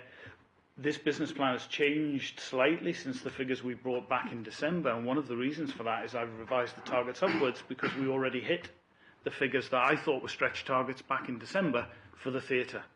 So we revise all of our business plans very regularly. I wouldn't say they're fully dynamic, but the biggest issue for us is pay. 85% of our turnover is pay, so things like pay awards have a real impact on it, and we work through all of those to see how they work. But there's nothing in our targets that causes me a huge amount of concern. subject to obviously the conversations we've had earlier about prioritising the kind of commercial aspects and the aspects that help deliver improvements on the existing centre. Could I simply say one thing in response, Provost? I really hope that we do have these ambitious targets. I think it's good to be ambitious for this. Simply correlate, referencing the point made earlier by Councillor Anderson and the update, the theatre income is doing particularly well, and I think that's something that we should welcome. But I think we do need to take on board what Councillor Wallace has said in terms of, look, we have library provision elsewhere, some within the immediate neighbourhood, but what we don't have a lot of is the theatre provision. So I wouldn't like to be skimping on the theatre provision, such as the Fly Tower, for example, where perhaps we could be revisiting the library instead if we do not meet those ambitious targets. Thank you, Provost. Councillor Wallace, you have already spoken in this debate. Is there something you want to add that's particular? I just wanted to pick up on Councillor Ireland suggesting that the delay of 1 year has been very costly, and just to say that this was all raised 10 years ago, and when it was actually the opposition at that time that raised the difficulties that we were having at the leisure centre, that it was being badly neglected, and as a result of that, the Labour-led administration at that time, of which you were a part, decided to invest £6 million in a complete refurbishment project. But then we came to 2017 when the SNP-led administration decided that that was not good enough. But then we decided it was going to be 26 million for this new leisure centre. But then you decided to delay it for another year because you wanted to recite it up to Shawwood and Newton Mearns. But it's absolutely right. Sorry. Could you speak through the chair? Could you speak through the chair, please? I beg your pardon. Chair, if I just finish this one off, I did endeavour to invite to have a collaborative discussion on it, and clearly they want to create some kind of division here, which is absolutely unnecessary. All councillors here are to blame for the fact that it's taken 10 years to get to the stage it has now, and we are going to move on. Thank you. Councillor O'Donnell, would you? Well, since I've allowed Councillor Wallace to come in with another point, but you have had an awful lot of time, Councillor Ireland, more than anybody else. If it's a quick point, but I don't want this ping-pong of political point scoring. Everybody has more to do with their time. Residents want us to do our best, work together without all the politicking. So I would ask you to be brief. And if it's to the point on the paper, if you would speak to that, then please. But a last point, but I'm not going to do this again. You have one chance to get in normally. And so, can you be brief, please? Thank you very much, Provost, for that. A very brief point was that Peter touched a nerve, because everything I refer to in the papers, the council papers that are actually in front of us, that do say the increase in cost was due to that decision that was taken. That was okay, it. Thanks, Councillor Ireland. Councillor O'Donnell. Can I speak before moving the recommendation? Yes, please. So I think, first of all, I'd like to thank officers for getting us to this stage, and Phil in particular for talking to the paper. I think that was very comprehensive in terms of all the issues and where we are and the options ahead of us. I think in terms of what's very pleasing to hear is there is consensus to move on and progress. I'm delighted to hear that, and I'm sure the Trust is delighted to hear that as well. Clearly, we do have financial pressures, and to address Councillor Ireland's point on costs, if she remembers correctly, and I know there was a bit of struggling with this point last year, we did fully understand that the costs were projected to go up to 59 million. We set a provision of 55 million, which was already in the budget, and asked the officers to manage to that envelope. And the benefit of that delay gave us something in the order of 5 million over 2 years revenue benefit from loan charges and interest, which we would have otherwise had to save from other services at that time. That was explained at the time. It is clear, and we we deferred the costs accordingly. So today, in terms of moving the recommendation is, and it looks as if it is consensual on this, is to progress with option 2B, including the library, being conscious that there will have to be a cost-cutting exercise to reduce estimated costs to within the available budget envelope of 55 million plus the 700k developer contributions, and to continue to approve expenditure not exceeding 1.9 million. So it's option 2B in the recommendations that I move. Thank you very much, Councillor O'Donnell. So that seems to be a consensus. Is that agreed to move forward for progressing option 2B as outlined in the paper? Is that agreed? Agreed. Is there anyone otherwise minded? No. So it's unanimous. Thank you. Moving on to item 13, modernisation of Eastwood Council Headquarters, Giffnock. And I would ask Stephen Quinn, the Chief Executive, to introduce the item, please, and then can answer any questions following from that.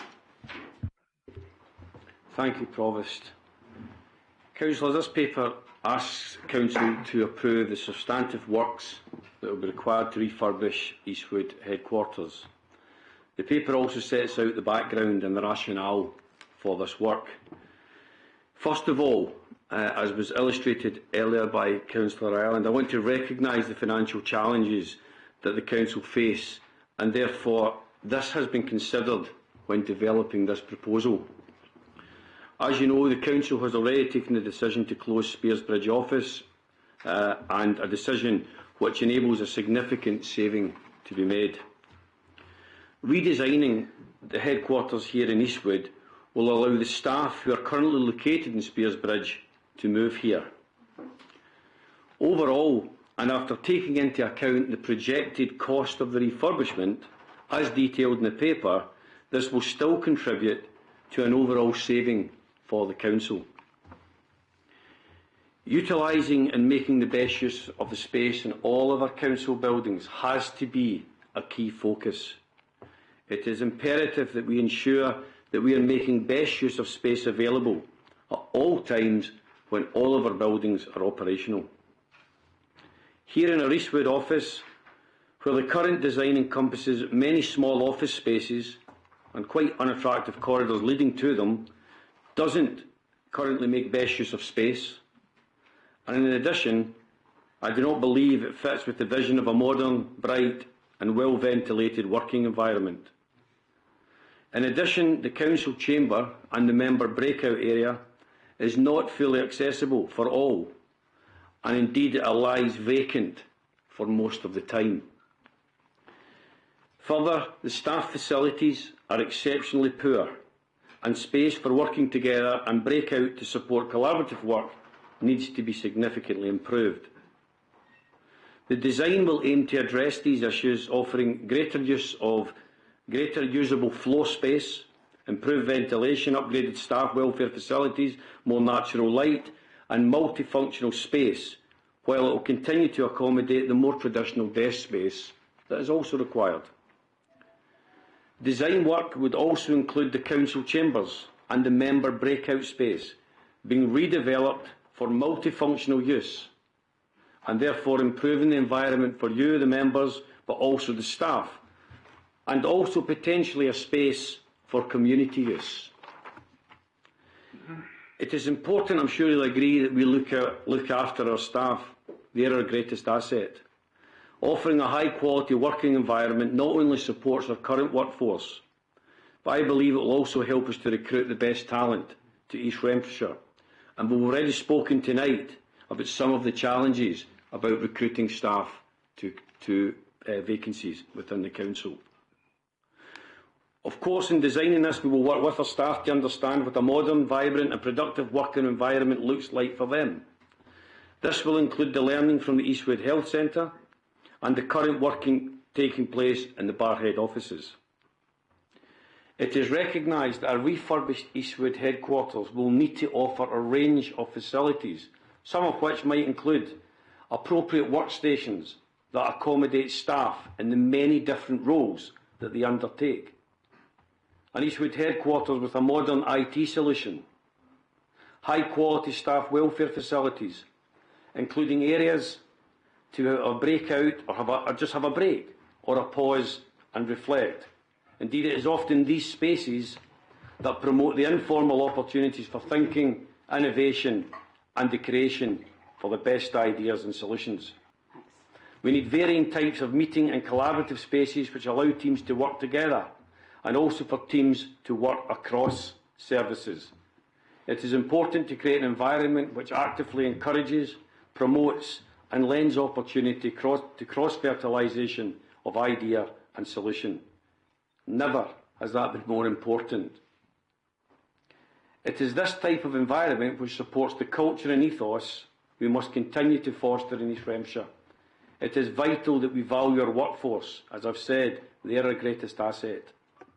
I believe this proposal supports that ambition while also offering an overall efficiency to the Council, and as such I would recommend it to you, our members, this evening.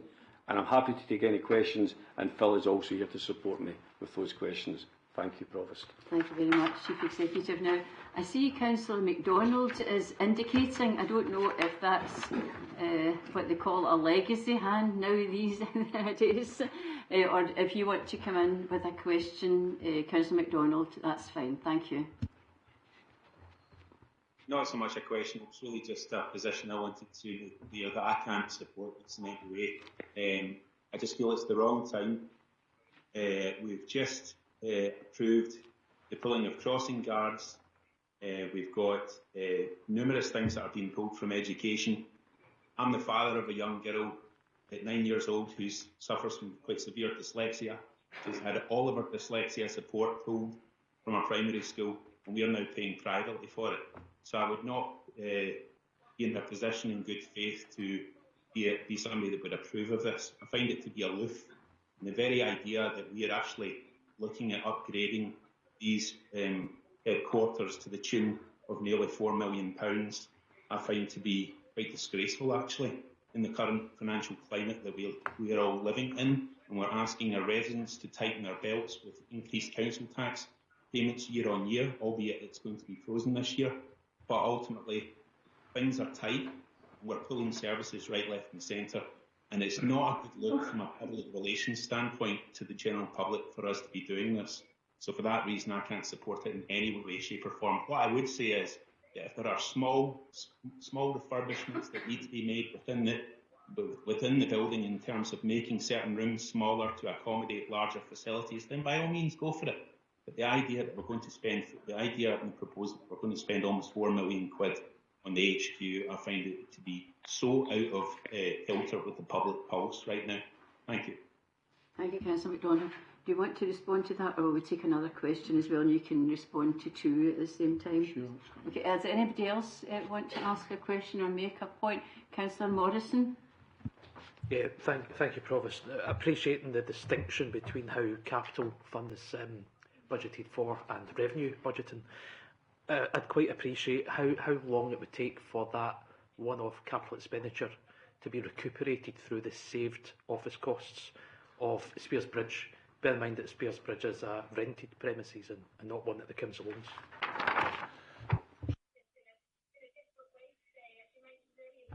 Thanks, Councillor Morrison. Just before I come to that, if I may, thank you also, Councillor MacDonald, for your comments, and I take on board the position that you raise, and I obviously respect that. You've not asked a question, so I'm not able to respond, but I respect your comments.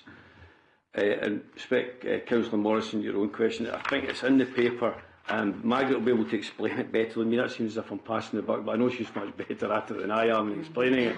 But essentially, I believe, if I get the sum right in the paper, my apologies to find it, it's in the region of about, I think, £450,000 is the saving for coming out of Spears Bridge.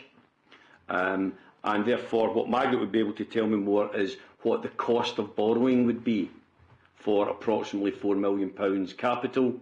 And therefore, what we are saying the savings essentially is the difference between an annual and recurring £450,000 saving, which of course would increase over time because the rental costs and heating, lighting, so on probably go up against that borrowing cost. Margaret can maybe give us a little bit of an indication, but if not an exact figure, I'm sure she'll be able to come back to you with that exact figure, Councillor Morrison, if that's okay. That'd be great, thank you.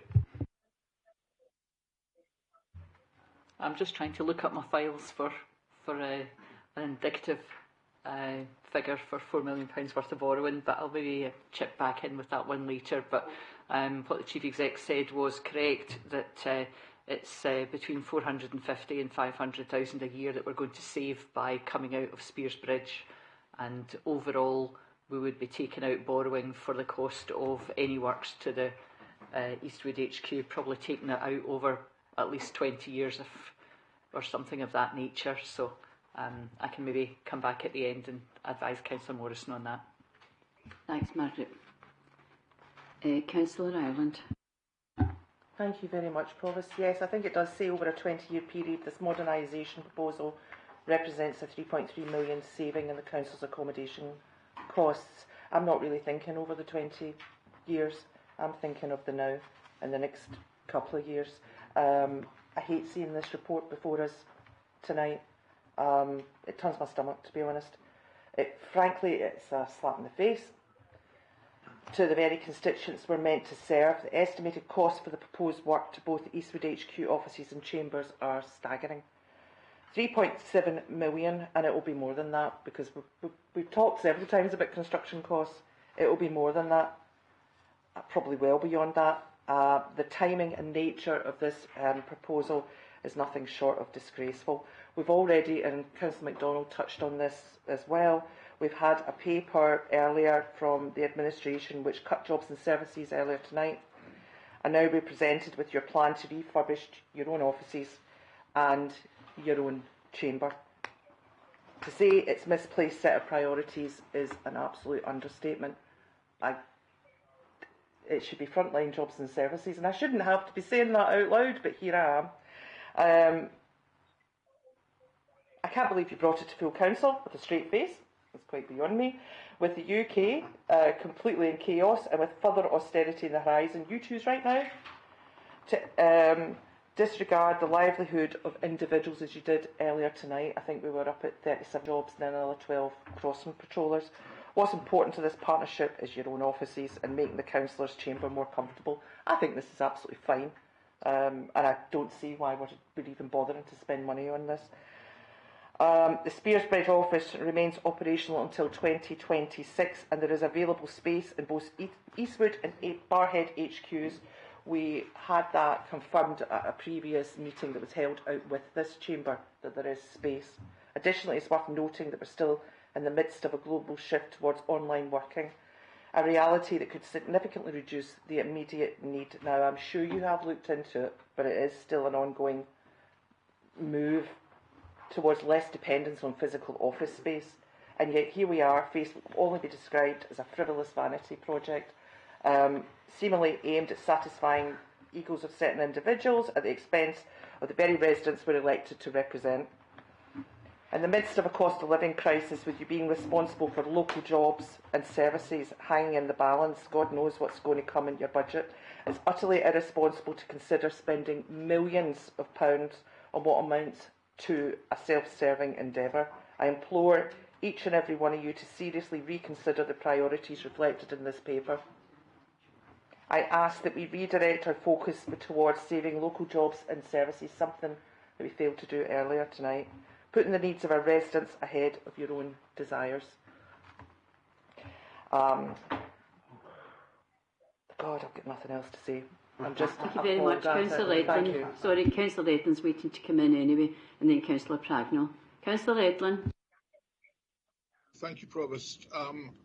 Unlike Councillor Ireland and Councillor MacDonald, I don't intend to engage in political pugilistics over this matter. Everybody knows when you're running any business or enterprise or service, you have to make investments, and I see this as an investment. What I would like to ask following, and so this is a question unlike the other comments, I noticed that there's a suggestion in this if I've read it correctly, that the members' lounge is going to be reduced, but there's going to be flexible working spaces and a change in the distribution of the area around the civic area, around the chamber, to make it more flexible. Could I ask for some more clarification about that, please?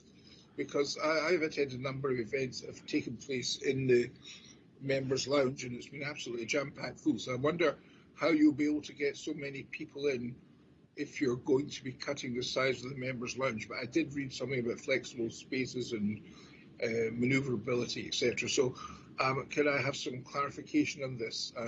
And I do understand the importance of the project. I realise that we live in difficult times, but we have to understand, some of us understand the value of investment in these matters.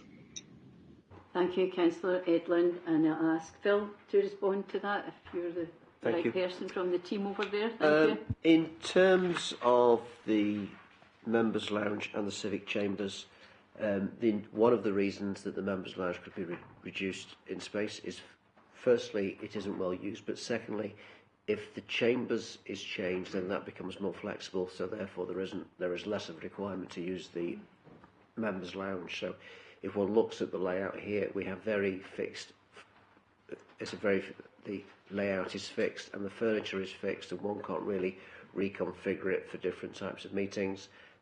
If the chambers was modernised, it would create that capacity, which means there would be less dependency and need for the members' lounge, which is why that would be able to be reduced in size. Secondly, what we have outlined in the civic chambers from paragraphs 22 to 26 on page 90 are ideas of what could be done, but it is noted in the consultation section the intention would be to have a number of sessions with elected members and also perhaps with local groups, because the intention is that the chambers could be used by external groups and people within the council as opposed to just the members. So what we'd want to do is ensure we had a design which met the needs of as many people as possible. So the kind of comments that Councillor Edlin has raised would be able to be addressed as part of the consultation exercise. Thank you very much, Phil. Councillor Pragno. Thank you. I'm actually quite disgusted with what some colleagues have said, that it doesn't matter about the working environment of our staff. Surely it's scientifically proven that a good working environment enhances staff morale and well-being. It also increases productivity. Surely more productive staff will help our residents and to ensure the best outcomes. As a cabinet member, we have been struck by how we cannot recruit auditors, internal auditors and other such staff because we simply cannot compete with the private sector. And one of the reasons for this is the private sector, the wages are significantly higher and the working environment is higher. Working environment is better. So I understand that there are concerns that we're doing this in this climate, but I think it's time to invest in our staff after a significant period where, let's be honest, they've had it tough. And I say to all the members in here, let's face it, do you work from this office? I don't think you do, because most of us work from home because it is so inaccessible. Look at this chamber. Look at this chamber. I can barely lift up a chair in here because it's so inaccessible to those with mobility issues. So I'm not talking about this as a member myself, but I believe this is the right decision to do and put our staff at the forefront of everything we do in East Renfrewshire. And if we have better productivity and a better work environment, that will impact and have positive change in East Renfrewshire for all our residents. Thank you, Councillor Pragno. Councillor O'Donnell. I think Councillor Pragno's stolen my thunder in terms of what I was going to say. Again, I was very disappointed with the language that's been raised. No recognition that this is about investment in staff. We are limited to what we can do with fixed pay grades. We know the issues, and now is the time, particularly when we're doing a cost-cutting exercise of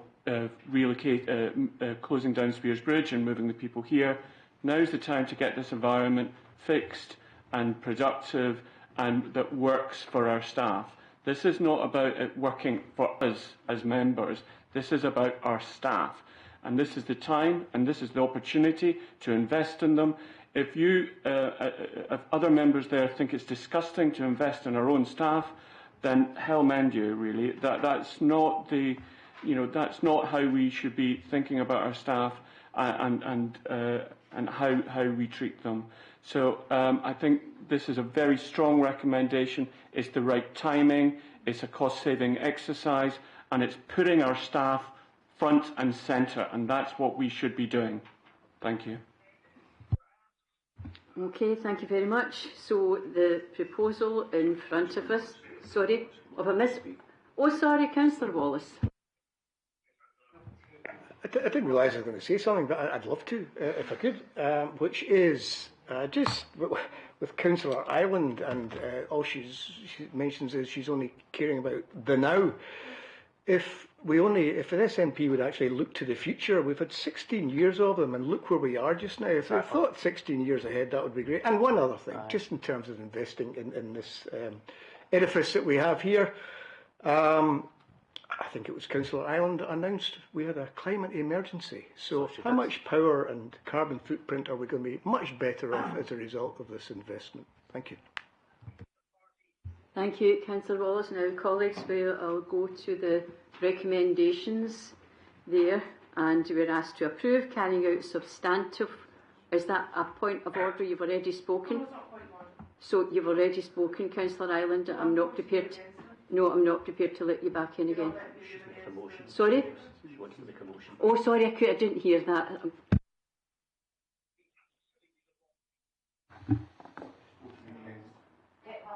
Yes, I would like to put forward an amendment that this is thrown out.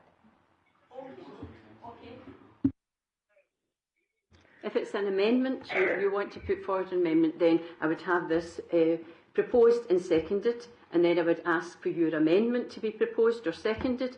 Otherwise, I could put this to the vote and you could vote against it. So that's the options. So what do you want to do? Put forward an amendment, Councillor Ireland? I want to put forward an amendment. Okay, so can we hear your amendment, or we might stop to get that amendment to everybody. So if you could voice your amendment first of all, and just so that we've got an idea of what the amendment is, because we know what the proposal is. So yeah, I know there's a seconder, but it's just to give us an idea, because you might have to get it down in paper or something. So we need to hear what the amendment is first of all, and then see if there's a seconder. On you go, Councillor Ireland. I'll switch off to let you. The amendment is just simply that this paper is thrown out.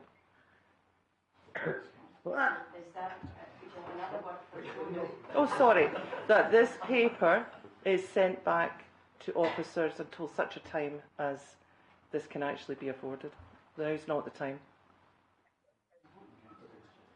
Or I could just vote directly against the paper as it stands. Just give me a minute. I'm happy to do the second.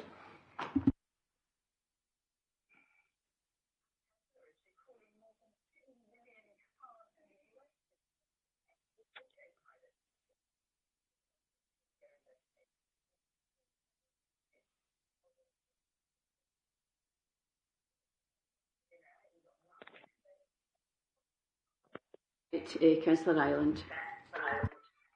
Councillor Ireland, the amendment you've suggested lacks a degree of clarity, and as much as it's uncertain as to when the position would be reconsidered.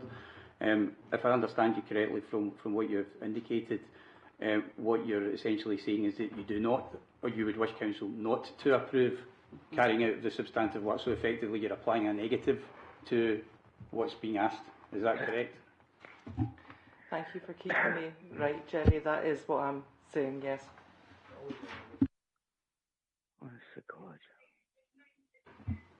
Okay, so we have the paper proposed by Councillor O'Donnell. Can I have a seconder to the paper being proposed? Councillor Pragnell. We have an amendment by Councillor Ireland to not approve this. Is there a seconder? Happy to second, Provost. Seconded by Councillor MacDonald. So we will now go to the roll call votes, and can you clarify So it's agree the paper or disagree. So I'll let you establish what people are voting for there, Jerry. Okay, members, we'll take the vote by roll call. I'll call out the names of each individual councillor, and if you could register your vote by saying the word motion, which is effectively the recommendation in the report, amendment, which is effectively Councillor Ireland's amendment, seconded by Councillor MacDonald, or abstain. Councillor Anderson. Aye. Motion. Councillor Buchanan. Motion. Councillor Campbell. Motion. Councillor Cunningham. Motion.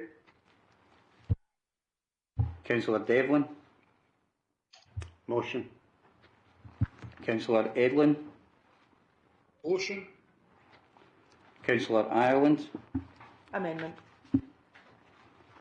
Councillor Lundy. Abstain.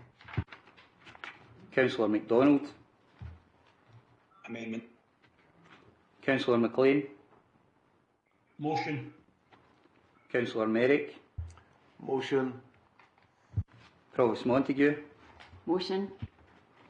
Councillor Morrison. Motion. Councillor O'Donnell. Motion. Councillor Pragnell. Motion. Councillor Wallace. Motion. 32. The vote is for the motion 13, for the amendment 2, abstain 1. So the motion is carried. Thank you very much. So on to item 14, and this is the HRA Housing Revenue Account. That means land transfer for Ors Road Realignment Project. And Gillian McCartney, is Gillian here? No, she's not. All right. No, it's Katrina, thanks. Oh, it's Katrina. Sorry, I thought it was Gillian was in attendance today. So Katrina is here to answer any questions. So are there any questions on the paper that you have in front of you? Anybody?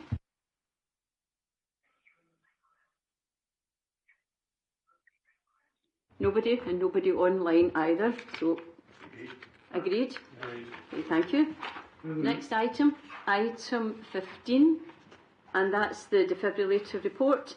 And Stephen Quinn is here to answer any questions, or do we still have? Jill. Yes, we still have Jill Derbyshire. I'm really glad about that. No harm, no offence, Stephen. But that's great. Great to see you, Jill, and thanks very much. So, are there any questions or points on this at all? Councillor Lundy. Yeah, thanks, Provost. I'd just like to say I'm glad that the council has found some money to put into this. As me and Councillor Bamforth had discussed twice, we were looking for money to be put into defibrillators, so I'm glad that that's there. I've got one question, and it's just relating to the work that the council was doing to establish community owned and maintained defibrillators, to see whether that work's still underway, because I can see that the figures are relating to the defibrillators on the circuit from December 2022. So it's just if that's still ongoing consultation to try and find the other defibrillators in the area.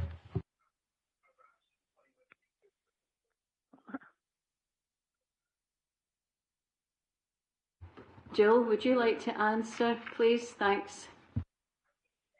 Good evening. Yes, the work is still ongoing, both working with the Provost and also work ongoing. We recently ran an open consultation with business, looking for them to identify if they had a defibrillator, and we will be adding this. The data is taken from the circuit in December 2022, as that was the last time a data request was undertaken and asked. But in answer to your question, Councillor Lundy, I can confirm that there's still work ongoing to support communities. And as you will notice in this paper, there's also some work around St John's, Scotland, looking to work more closely with them going forward. Okay, thank you. Councillor McLean, and then Councillor Edlin, and then Councillor Ireland. Thank you, Provost. I welcome this paper. I think it's a great thing for the community, the defibrillators. I've just got one question to ask on page 101.D. Agree that revenue funding of a maximum of £20,000 per annum is identified to allow ongoing maintenance for up to 15 additional public access defibrillators. That's approximately £1,300 per defibrillator for maintenance. Now, I have had talks with Mr Dawes and the Property and Technical Services regarding this, and saying the cost to replace pads, scissors and batteries per year are approximately £600. And even with I've had information from Uplamore and Nielsen first responders who say pads cost approximately £72 and a battery is approximately £268, which wouldn't be replaced after 3 years. It's just why the cost of £20,000 is there. It seems a bit excessive. If someone could answer that for me, please. Thank you. Stephen Quinn is coming in on this point. Councillor McLean. Thank you, Councillor McLean. My apologies if it's not, the clarity is not in the paper, but it's not just the 15. We do not have currently a budget for the 28 that are also in Operation Council owned. So it would be the 43 defibrillators and not just the 15. However, I would add, Councillor, we talk about a maximum of £20,000 per annum because we are investigating this still in regards of all the costs and the most efficient way of dealing with the maintenance of the defibrillators. So it's a maximum of, and it's for all 43 ones to go in, not just the additional 15. But as I emphasise, it is a maximum of, and we're looking at ways to minimise that cost. Okay, thank you. Councillor Edlin. Thank you, Provost. I noticed that and commend the fact that the Provost Fund that's been set up will be members of residents and members of the public can contribute to this fund. I wonder why the council is not forming a charitable trust for this purpose, because if there is a charitable trust formed for this purpose, taxes can be reclaimed up to 25 to 30% of the value of the donations, which would enhance the purchasing power of this fund. And I don't understand why this is not being done, because the donations themselves still have to be administered by staff, and the work of administering a charitable trust for that purpose would be much the same in terms of man hours. So my question is, why cannot the our financial staff, our treasury staff, look into this matter to see if a trust can be formed for this very purpose to enhance the income? Thank you. Margaret, if you could come in here, please, that would be great. Thanks. Yeah, thanks, Provost. As you'll be aware, you did ask us to look into this particular question. We did that quite some months ago, and unfortunately the administration and ongoing management requirements, as well as the costs of setting up a charitable trust, meant that it was not cost effective to do that. There would be quite a lot of additional reporting required, and there would be governance requirements. There would have to be substantial time put into running such a charitable trust, with regular reporting to the charity regulator. That certainly there is no capacity within council staff time to do that, and we would have to recruit people who would take over such a trust. We did not think that for these purposes it was something that was going to be the best way of taking this forward. Supplementary, please, Provost. Yes, Councillor Edlin. That is not my experience. I've been involved in other organisations that have done this. We're talking about an uplift of 25 to 35% on the donation amounts when you do this. Now, the council already administer other trusts through bequests. We still administer and the staff do that. I don't think it's going to be particularly difficult for them to do this, but even if they can't do it, they can still farm it out to an external agency to do it for them, because we're talking about a 30% increase in funds. And if there's a very small campaign even to raise funds for this most worthy cause, then I believe that the work involved will greatly be justified by the huge increase in revenues obtained by the process. Thank you very much, Councillor Redland, and I know and appreciate all your support for this worthy cause. I'm going to ask Stephen Quinn to respond here, please. Thank you, Councillor Edlin. Can I suggest that what might be a better course of action is I can arrange for you to speak to myself and probably more so Margaret McCrossan to allow us to go through in the detail of the work we have done to try and give you some reassurance of what we have done to cost that out and what the figures are. Rather than, it's quite difficult to do it in the council meeting this evening, but I'm sure Margaret would be happy to meet with you and have a call to talk through it. You can talk through in more detail your own experience of that, if that would be helpful. I'd certainly be happy to engage with her, but I feel that we need to do everything we can to enhance the income to this most worthy cause. Thank you, Councillor Redland, and it's certainly something worth looking at, the options involved in this, and I appreciate your support for this. Councillor Ireland and then Councillor Pragnell. Thank you, Provost. I actually wanted to say thank you tonight for actually listening to our concerns on this matter, and I know it's something that you've been working on for a while personally yourself. I'm sure that Councillor Bamforth and Councillor Lundy will be very happy, and I know Councillor Lundy's already spoke about it, but Councillor Bamforth's not here tonight, so it's just to say thank you on her behalf as well for finally allocating council funding. It's great that there's, I think it's 40,000 capital and 20,000 ongoing revenue that has been allocated. We've been asking for this for ages, so anyway, thank you so much. That is genuine and sincere.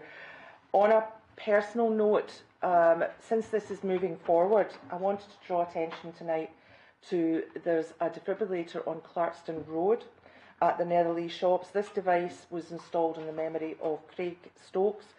It holds significant sentimental value to the local community. It's no longer operational. Now, when I contacted the council previously, I was told that it just wasn't going to be fixed, and there was one at Netherley Pavilion. But because that one is so important to the local community, I wanted to bring it up tonight and ask, as things are moving forward, could it please be considered that this is made operational again, since that 20,000 ongoing revenue costs would really help with the kind of maintenance of that one. And then just to say thank you for taking the stride forward on this. Councillor Ireland, I'll answer that one, because there's two aspects to defibrillator provision in our area. There's what the council can do and there's what the community can do. And in my role as the community defibrillator champion, then I am engaging with a number of individuals, groups and organisations, and encouraging them to, if they have a defibrillator, to think about actually getting a cabinet and making it public access. And there are various projects ongoing just now addressing that. And the Provost Fund, because it's got some money, so I would appeal to you all, whatever way you can, if you could encourage people to make donations, because it will then enhance provision within the community. And as far as the Netherley one, it's on my agenda, as I have with other people, to engage with the family. I've been quite close to in my years as the Stamperland and Netherley councillor, but also having known the family for a long time and the excellent work they did earlier on when you had to get training for defibrillators, and now as they open the box, it talks to you, it tells you what to do. So yes, that is on my radar, but it could also be on the community council's radar. Thornbank Community Council have achieved funding for a public access defibrillator which is ready to be installed. So that's something that communities, community groups, community councils could look to do too. And I'm happy to go to any meeting to support, encourage and provide information and ways for that to be achieved. But it takes time for all these things. And so going forward, I would be happy to engage with any group to establish more public access defibrillators, which we know has the potential to save lives. So yes, definitely. So sorry, I'm on my soapbox again. You know, we mentioned defibrillators as press play and I go. So Councillor Pragnell. Thank you, Provost, and I would just like to thank you for your work you're doing as our defibrillator champion. I'm very pleased that East Renfrewshire now does have a strategy. We have never had a strategy before. I'm really happy that the strategy has identified additional areas that are in need of a defibrillator, and that work is ongoing. I would just like to point out that this is Labour in East Renfrewshire delivering on their manifesto commitment. And I think that shouldn't be forgotten, that we said we would do this, and we are delivering. And I would just like to thank all those who have donated to the fund so far. I know personally some of the families who have been involved, and they are very determined to raise more money for this fund, and it's really important that we could potentially save lives by providing these additional defibrillators. Thank you, Councillor Pragnell. Councillor Anderson. Thank you, Provost. Just additionally, I just want to point out that there are also parent councils that, as a result of the fund, that you have created, that the defibrillator initiatives have been, they're very appreciative for what they've been able to do as a result. But also, I understand that we've got momentum with this now because of the work that you've been doing, and I think there's so many other people out there now. Councillor Pragnell's touched on it there, that there's so many people going to be coming forward because they appreciate the fact that this strategy is now here and it's delivering. And so, a very big thank you to you and all the work that you've done and the achievement we've actually created. Thank you. Thank you very much. So there are a number of defibrillator projects, installations or the provision of a cabinet through the Provost Fund. So there's a number of work in progress stages of additional community defibrillators. And but before I say anything else, Councillor Morrison wants to... Yeah, thank you, Provost, and congratulations to all of your defibrillator champion for bringing this forward. Is it within the scope of your work to raise awareness amongst owners of private defibrillators? I've certainly noticed in going round that there's some communal blocks of flats where defibrillators have now been installed, and I do think that that means general public awareness is raising on their effectiveness. Would it be possible to communicate with those people to ensure that they are formally registering those defibrillators so that they get onto the NHS database or 999 service database, so that in the event of an emergency, people are aware of where the nearest location is and that list of locations is kept up to date? Thank you. Thanks very much, Councillor Morrison. Yes, that is part of my to-do list going forward, is to raise awareness, to encourage, to inform and hopefully to people to take ownership, guardianship, and so that we have got more public access defibrillators available, but also on the circuit. The survey that was done about the cardiac arrests that occurred near to premises where the premises were locked but did have a working not public access, they did have a defibrillator that if it had been made publicly available, it could potentially save somebody's life. So yes, there is a lot of work to be done, and I would just ask you all to do your bit as well. This shouldn't be political point scoring, and I would just ask everybody to just do your best. You know, if there's a group that could apply for funding for a defibrillator, if they need any information and advice, so let's have this one that we all work together on. So thanks very much. But before I finish, I have to say a big thank you to Jill Derbyshire, who has taken this on, and the additional work, additional hours, and taking responsibility, ownership for this. and always with a smile, you know. Sometimes I say, Jill, has this been done? Can we find out about this or that? But she's always calm and efficient and warm and so supportive, and this matters, and that's just an indication of the staff that we've got. What they're doing matters. And I have to thank Jill all the time, and expertise and all her own time as well. That I could be emailing Jill. Oh no, I won't say. I'm not going to tell you. I'll say no more, except Jill, a big thank you for all the work that you've done. And also, I have to give credit to our Chief Executive as well, you know, and what you've achieved in the short time that you've been with us. So for everybody involved, I would say thank you. So I think that's another unanimous one. Are we agreed on that? Agreed. Thank you very much. So now we come to. So could we have a very quick break before we come to the motions? And I mean a quick break. We're going to start in 5 minutes' time, whether you're here or not. There's one. We're just going to have a quick 5-minute break, Danny. All right, everybody? Oh, God. Oh, my bloody legs. Oh. I'll put us in charge. Okay, welcome back everybody to the last part of this full council meeting, and it's now item 17, and it's the motion on the agenda. And so I'll just confirm the proposer and seconder first of all. So the proposer, Councillor MacDonald, you're the proposer, agreed? And Councillor Ireland, you're seconding this, is that the case? Agreed. Okay, and I will ask you in a minute, Councillor MacDonald, to read out the motion. We've also got an amendment, and I've just confirmed that the proposer of the amendment is Councillor Pragnell. Yes, that's correct. And the seconder is Councillor O'Donnell. Correct. Okay, thank you. I will now move to Councillor MacDonald and ask you to read out your motion. Provost. The motion is as follows. East Renfrewshire Council acknowledges that 29 out of 32 councils in Scotland have now publicly supported the campaign for a ban on single-use disposable vapes.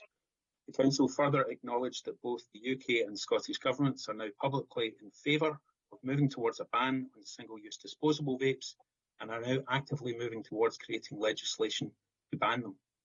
We move that East Renfrewshire Council now support the campaign for a ban of single-use disposable vapes, and that Leader write to the Scottish Government Minister responsible, notifying them of our support. End. And Councillor, I was going to say Annette, Councillor Ireland, that's the motion you are seconding? Correct, yes. That's fine. I will now ask for the proposer of the amendment to read out the amendment, please. Has it been circulated? Okay, I'll just read it out as it has been circulated. East Renfrewshire Council... Sorry, Councillor Pragnell, if you just wait a sec. Does everybody have a copy of that amendment? Will those be circulated to those online by email? It's already been sent to you, but if you listen to it anyway, Councillor MacDonald, but John, as Stuart made it has been sent to you by email. Yes. Okay. So, Councillor Pragnell. Thank you. The amendment is as follows. East Renfrewshire Council notes and welcomes the consultation currently underway by both the UK and Scottish governments considering the health and environmental impacts of disposable vaping. There are particular concerns about the potential harms associated with underage vaping, while also acknowledging that vapes can be used to support those trying to quit smoking. As such, both governments are consulting on restricting flavours, regulating point-of-sale displays, regulating packaging and presentation, and considering restricting the supply and sale of disposable vapes. Whether regulation should extend to non-nicotine vapes, and taking action on the affordability of vapes. Council welcomes the cooperation between both governments on sharing evidence to support appropriate policy interventions, and would encourage both governments to proceed with relevant legislation at pace and to take a single UK market approach on their implementation. Thank you, Councillor Cragnell. And Councillor O'Donnell, just to confirm, that is the amendment you are seconding? Yes, it is. Okay, and now I will go to Councillor MacDonald to speak to your motion. And you'll all know this, I'm sorry to repeat it, but the proposer of the motion gets 10 minutes to speak, but everybody else is limited to 5 minutes. Councillor MacDonald. Thanks, Provost. Okay, so here we are back 7 months later. We brought this to Council in April, and at that time there were approximately 6, I believe, councils that had signed up to this campaign calling for a ban on single-use disposable vapes. 7 months down the line, here we are in December, and now 29 out of 32 councils have publicly supported the campaign for a ban on disposable vapes. One council has yet to consider the item, so we are one of only 2 councils in Scotland who did not publicly support this back, and there was an opportunity to do so in April. It needs not to be a political thing at all. This is something that is very simple. I mean, it's a very simple motion that we can all coalesce around and support. And I think it's staggering that we've got an amendment again here today, 7 months down the line, now that 29 out of 32, 90% of councils in Scotland have supported this. So it's clearly not a political issue across the country. But yet here we are in East Renfrewshire again. We're trying to bring this back, and we have an amendment here today that does not call for a support of the campaign. That's all I'm asking, for us to sign our name on this line, to have our council logo added to all the other council logos that are on that banner that is being produced to the Scottish Government. That's all I'm asking for. It's a very simple ask. I don't see any, I can't for the life of me understand why there seems to be resistance to this going forward. So both the UK and the Scottish Government, I brought this on an environmental basis at the last time, but there's been a lot of additional information that has come to the fore in the past 7 months that both the UK and the Scottish Government are looking at. And in particular, it's to do with health implications, particularly amongst those people that are our young people that are fundamentally becoming hooked on nicotine, and they never ever smoked in the first place. So these single-use disposable vapes, because of their ease of access, because of their cost in comparison to reusable vapes, because of their size, many of them are the size of a matchbox, they're very easy to conceal from parents, very easy to conceal from school teachers in schools, and they're causing a considerable amount of problems in schools in terms of disruption to the flow of education in our schools, as well as also creating this new wave of nicotine addiction amongst our young people. That's where this lies now. It's not purely environmental, it's also the health implications that are coming out of this. I think we all know where this is travelling. Very likely we will be in a situation very soon where these products will be banned in the UK. The UK government are looking at it. The Conservative-led UK government are seriously looking at the implementation of a ban. The Scottish Government are looking at a ban. They're considering the possibilities of it. It's very, very likely that that ban will come into place. The Welsh Government, Public Health Wales and the Welsh Government now are fully in favour of a ban. That's a Labour-led government in Wales are now public in support of a ban of these single-use disposable vapes. France has now approved a ban on disposable vapes. So you can see where the trajectory of this is going across Europe. I would imagine in years to come, we're going to probably be looking at these being banned all across Europe. So I would ask that members really consider the implications of continuing not to support this. All I'm asking for is for our council to basically say, do you know what? There are concerns that we've got.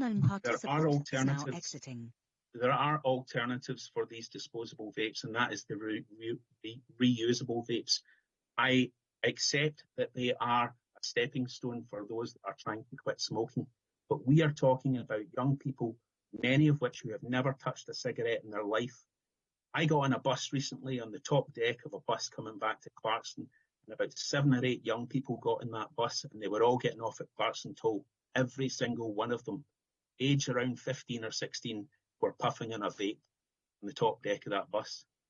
It's endemic now within our young people in society, and we really need to consider to be on the right side of this argument going forward. I would like to see us support this prior to a ban coming into place, so that we can at least say in East Renfrewshire, when the time is right and it came down to it, we said we publicly support the ban before the ban came into place. I don't want to be this council that consistently, seemingly is resistant to this. I don't understand going forward why there would be a case to resist it.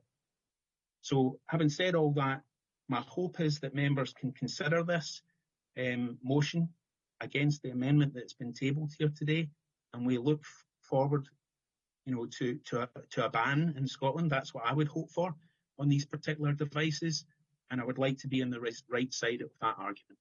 Thank you very much. Thank you, Councillor MacDonald. Councillor Ireland. Thank you very much, Provost. I'm just taking in the amendment. I'm very disappointed from what I can see reading through it that the amendment, it stops so far short of actually supporting a ban, and that's what we really have to do. I'm proud to second this motion. It's incredibly important. We can't just be the only one of a very tiny amount of councils that do not support a ban in this. In recognising the prevailing consensus across Scotland, 29 out of 32 councils have rallied strongly with cross-party support each time the vote was taken for a ban on single-use disposable vapes. This motion acknowledges the collective responsibility that we bear. Both the UK and Scottish governments, and Councillor MacDonald's right, things have moved on from the last time that we brought this, and I was hoping that this would go through this time because it's moved on, and it's the Scottish Government and the UK Government. They have both come out and publicly declared their support and are actively moving towards enacting legislation to ban these harmful products. It's vitally important that East Renfrewshire Council aligns itself with this crucial campaign, because this is quite frankly getting slightly embarrassing now. It was embarrassing before, but if it goes tonight that we don't support a ban, then it's off the scale, the level of embarrassment. We really need to do this. Councillor MacDonald has submitted a motion urging our support, and I would ask Labour and Conservative councillors here to consider the gravity of the situation. Our voices really actually do matter on this one. It's important that we just give voice to that support of a ban. The statistics are actually quite alarming, because I've looked up even more since the last time we talked about this. Children as young as 11 years old in Scotland have admitted to using vapes, with around a third of young people having tried it by the age of 15. Councillor MacDonald's right, it's endemic. It is an epidemic at the moment of this. And you would see it on any bus you get on coming from town and going to Clarkston. We can't turn a blind eye to the addictive nature of nicotine, particularly when it comes to our youth. The World Health Organization has said there's evidence to suggest that young people who have never smoked but use e-cigarettes double their chances of starting to smoke tobacco cigarettes in later life. That's alarming. That's very alarming. We should be standing behind this ban again. Cancer Research UK, the British Heart Foundation, the Royal College of Paediatrics and Child Health, the Royal College of Physicians uniformly assert that vaping is unsafe for children and young people. In short-term risks of disposable vapes are evident, and that information has been coming out even from the last time we discussed this, including addiction, poisoning, trauma, burns and lung injury. The long-term consequences remain a cause for concern, with emerging studies suggesting negative impacts on heart health and lung function, especially with those with pre-existing respiratory conditions. Again, I'm disappointed with the amendment as it stands in front of us, and I just would ask you to please stand alongside 29 other councils across Scotland and vote for supporting a ban on disposable vapes. Thank you. Thank you. Before I ask other members if they want to come in, I would ask the proposer of the amendment to speak to the amendment, and then Councillor O'Donnell, you can come in immediately afterwards, or if you would want to wait till later on, it's your choice, but I'll ask Councillor Pragnell to speak to the amendment. Sorry, Councillor Buchanan. So what is the in relation to the competence of the amendment? Right. Okay. The amendment agrees pretty much with your microphone. It suggests taking a single UK market approach. My understanding is that the devolved nations have it within their competence to obviously take forward the legislation, and in particular in Scotland's case, under Scottish law. Is there an issue in terms of this motion that because it's asking for a single UK market approach before doing anything, that actually potentially invalidates it? Which standing Just, order? it's a genuine question, as in, in terms of the legality. I'll ask our legal advisor to advise. If you could switch off your microphone now, Tony, thanks. Yeah, in terms of the competency of the motion, I'm satisfied it is a competent motion. You're right to say that the devolution brings with it the right of Scottish Government to act independently, but there is nothing in devolution that stops Scottish Government acting voluntarily in tandem with the UK Government, if indeed that was deemed appropriate. So this motion is expressing a possibility or a desire that governments would work together, not that one government would control the other or vice versa. So I would consider it competent on that basis. Okay, thank you very much, and thanks for raising that. And it is about encouraging that. Sorry, Councillor Pragnell, proceed. Thank you, Provost. So since the disposable vapes motion was considered at full council in April, I believe the landscape has changed on this issue. The initial motion primarily focused on the environmental impacts of disposable vapes, and I believe the scope of the motion was far too narrow, as there was no mention of the potential health impacts, hence the reason for my amendment today. Since then, both UK and Scottish governments have expressed greater concerns surrounding the health impacts of disposable vaping rather than the environmental impact. However, they do accept that vaping can be used as a tool to quit smoking. There is concerns, particularly about the effect vaping has on young people, and in particular those who are underage. As I've said in the amendment, I welcome the consultation currently underway by both UK and Scottish governments, which considers both the health and environmental impacts, and I've highlighted in the amendment what they are consulting on. East Renfrewshire welcomes the evidence-based approach taken during these consultations and encourages cooperation between both governments in which knowledge and expertise is shared. I believe it is prudent to wait until the findings of the consultation are reported in full. This way, this council can determine the impact of any potential legislation has here in East Renfrewshire. Any such legislation should be implemented at pace and should take a single UK market approach on implementation. It is important that all nations in the United Kingdom take the same approach and are committed to the same legislation that ensures there are no discrepancies. For the reasons I highlight, I ask Council to take the sensible approach and to back the amendment to this motion. Thank you, Councillor Pragnell. Councillor O'Donnell, you can speak now, or if you want to wait to speak at the... Okay, anybody else wishing to speak on this? If you indicate, I'll take a note in a list, so if you just give me the nod and a wink. Councillor Morrison. That's great, thank you, Provost. I really can't sum it up better than what Councillor Pragnell has said in her contribution, and that the scope of the original motion this chamber considered some months ago was too narrow. It did look at primarily only the health aspects, but not the environmental aspects, not the health aspects around this. Particularly looking at the recommendations here from the Zero Waste Scotland report around restricting flavours, point of sale displays, as has already been carried out with conventional combustible cigarettes. Because let's remember here, if the UK government does go ahead with banning disposable e-cigarettes, there's still reusable ones you can go out and buy for 10 quid. Any local shop around here. And basically what they're calling for here will not tackle that very real and growing issue. Now, Councillor MacDonald and Councillor Ireland they seem to be very acutely aware of what other councils are doing. I'm not a member of 32 councils across Scotland. I'm a member of this council. And I'm elected to use my judgment and my analysis of the situation and facts and arrive at a judgment. And 7 months ago, the conclusion of this council was to consider the Zero Waste Scotland report. The only material fact which has changed, and actually material difference in what the proposed and the second of the motion have said in their contributions tonight, is the fact that report is now published. So, looking at only the new material over the last 7 months, the publication of this report is the key thing.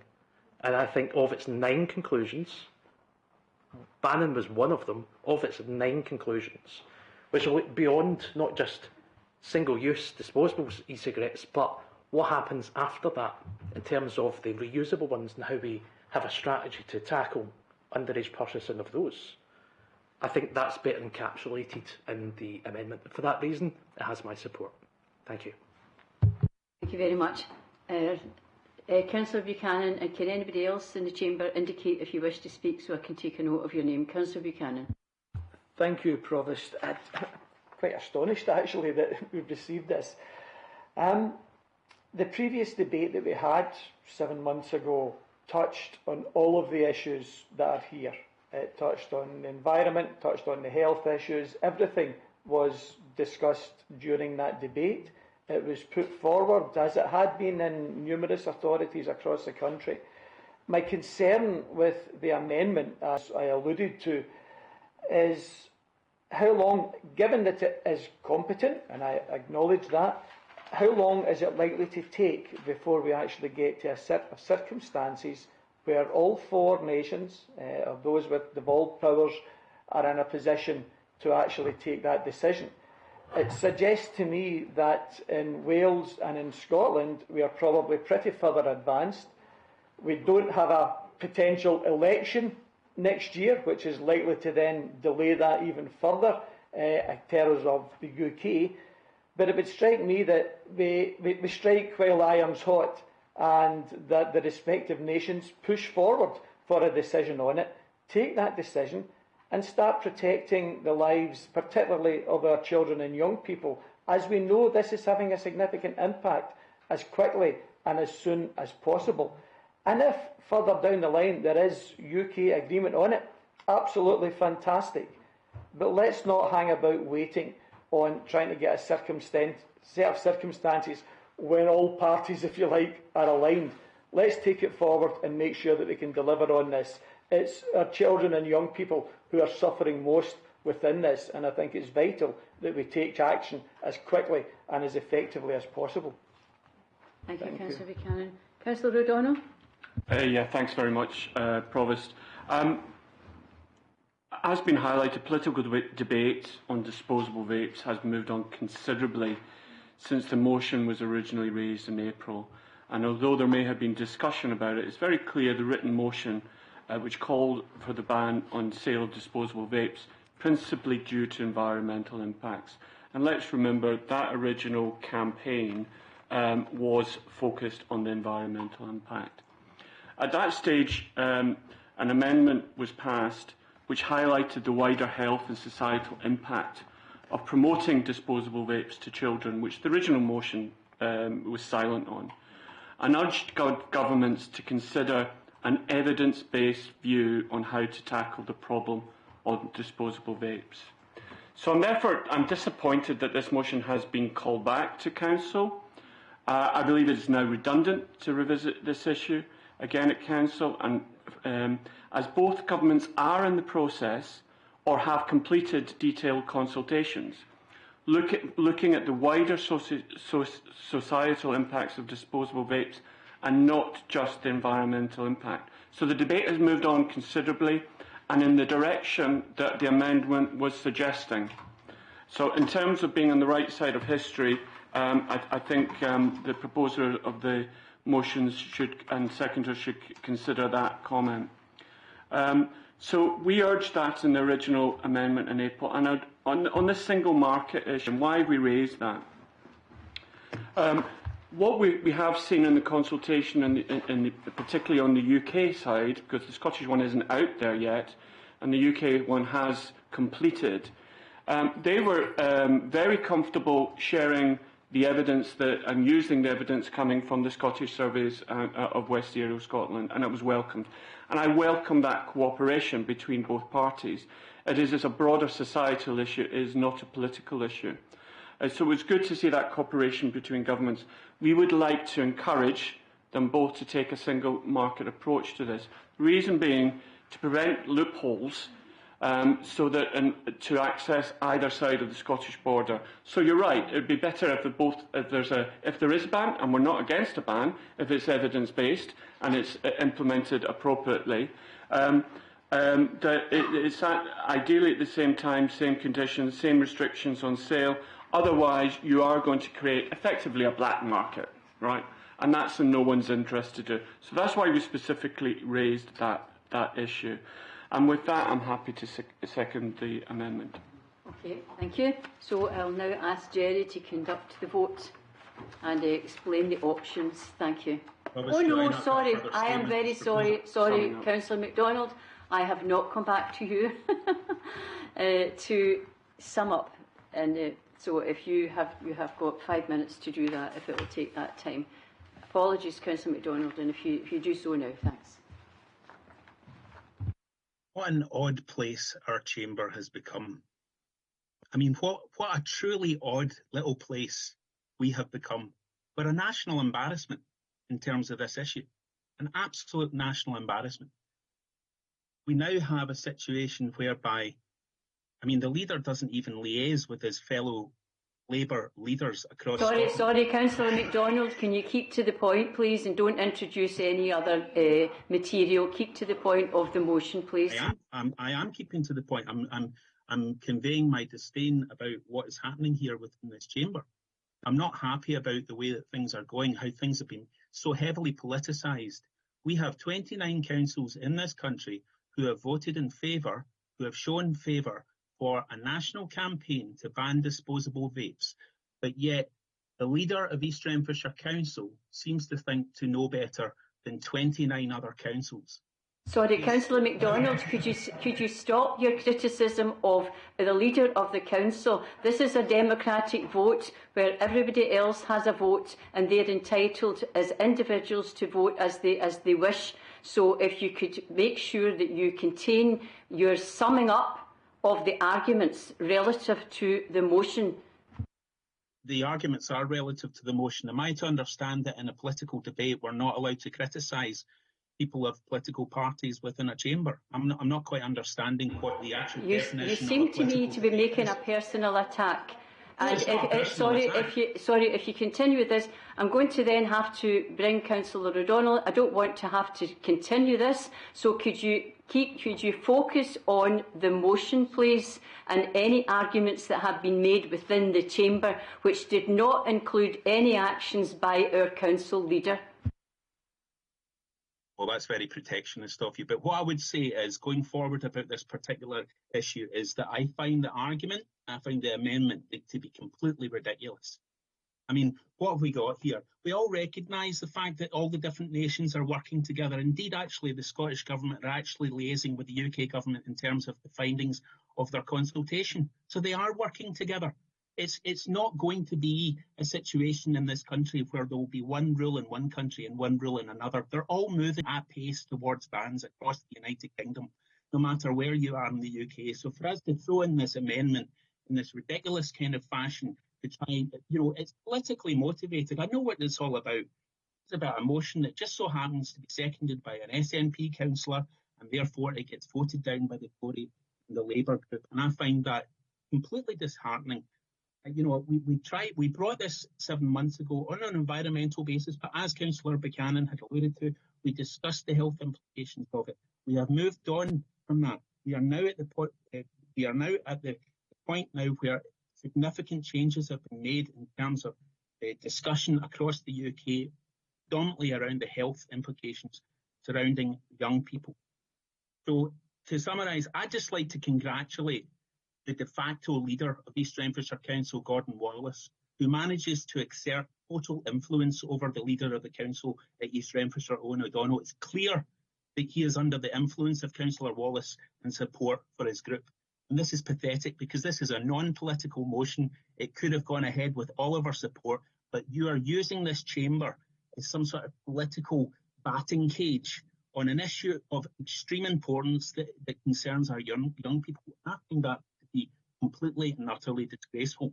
I don't have any confidence in the leadership of Owen O'Donnell. Councillor MacDonald, I've asked you previously to keep to the motion aspects of it, and you have started to have personal attacks on councillors. So I would ask now for us to go to the vote. Councillor MacDonald. Point of order, please.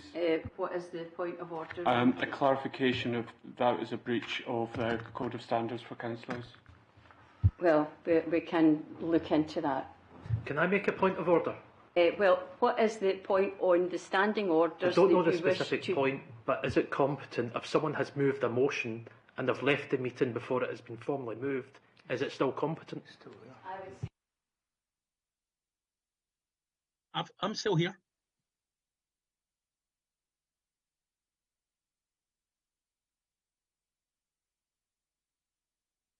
Right, Jerry will deal with whatever legal aspects there are. The issue around behaviours and whether they violate the Standards Commission Code of Conduct is essentially ultimately one for the Standards Commission to determine. Anyone is entitled to make a reference to the Standards Commission if they believe that a councillor's conduct has violated the code, and that's very much a personal decision for an individual to make. Okay, thank you very much. So I will now ask Jerry to conduct the vote as usual. Thanks. Again, councillors, the vote will be by way of roll call. I'll call out the councillor's name, and if you can just state your preference by indicating the word motion for Councillor MacDonald's motion, or amendment for Councillor Pragnell's amendment, or abstain.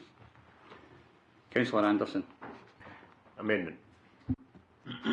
Councillor Buchanan. Motion. Councillor Campbell. Amendment. Councillor Cunningham. Don't think Councillor Cunningham's with us anymore. Councillor Edlin, I believe, has left. Councillor Edlin, sorry. Amendment. Did you hear me okay? I did, thank you, Councillor. Councillor Ireland. Motion. Councillor Lundy. Motion. Councillor MacDonald. Motion. Councillor McLean. Amendment. Councillor Merrick. Excuse me. Motion. Provost Montague. Amendment. Councillor Morrison. Amendment. Councillor O'Donnell. Amendment. Councillor Pragnell. Amendment. Councillor Wallace. Amendment.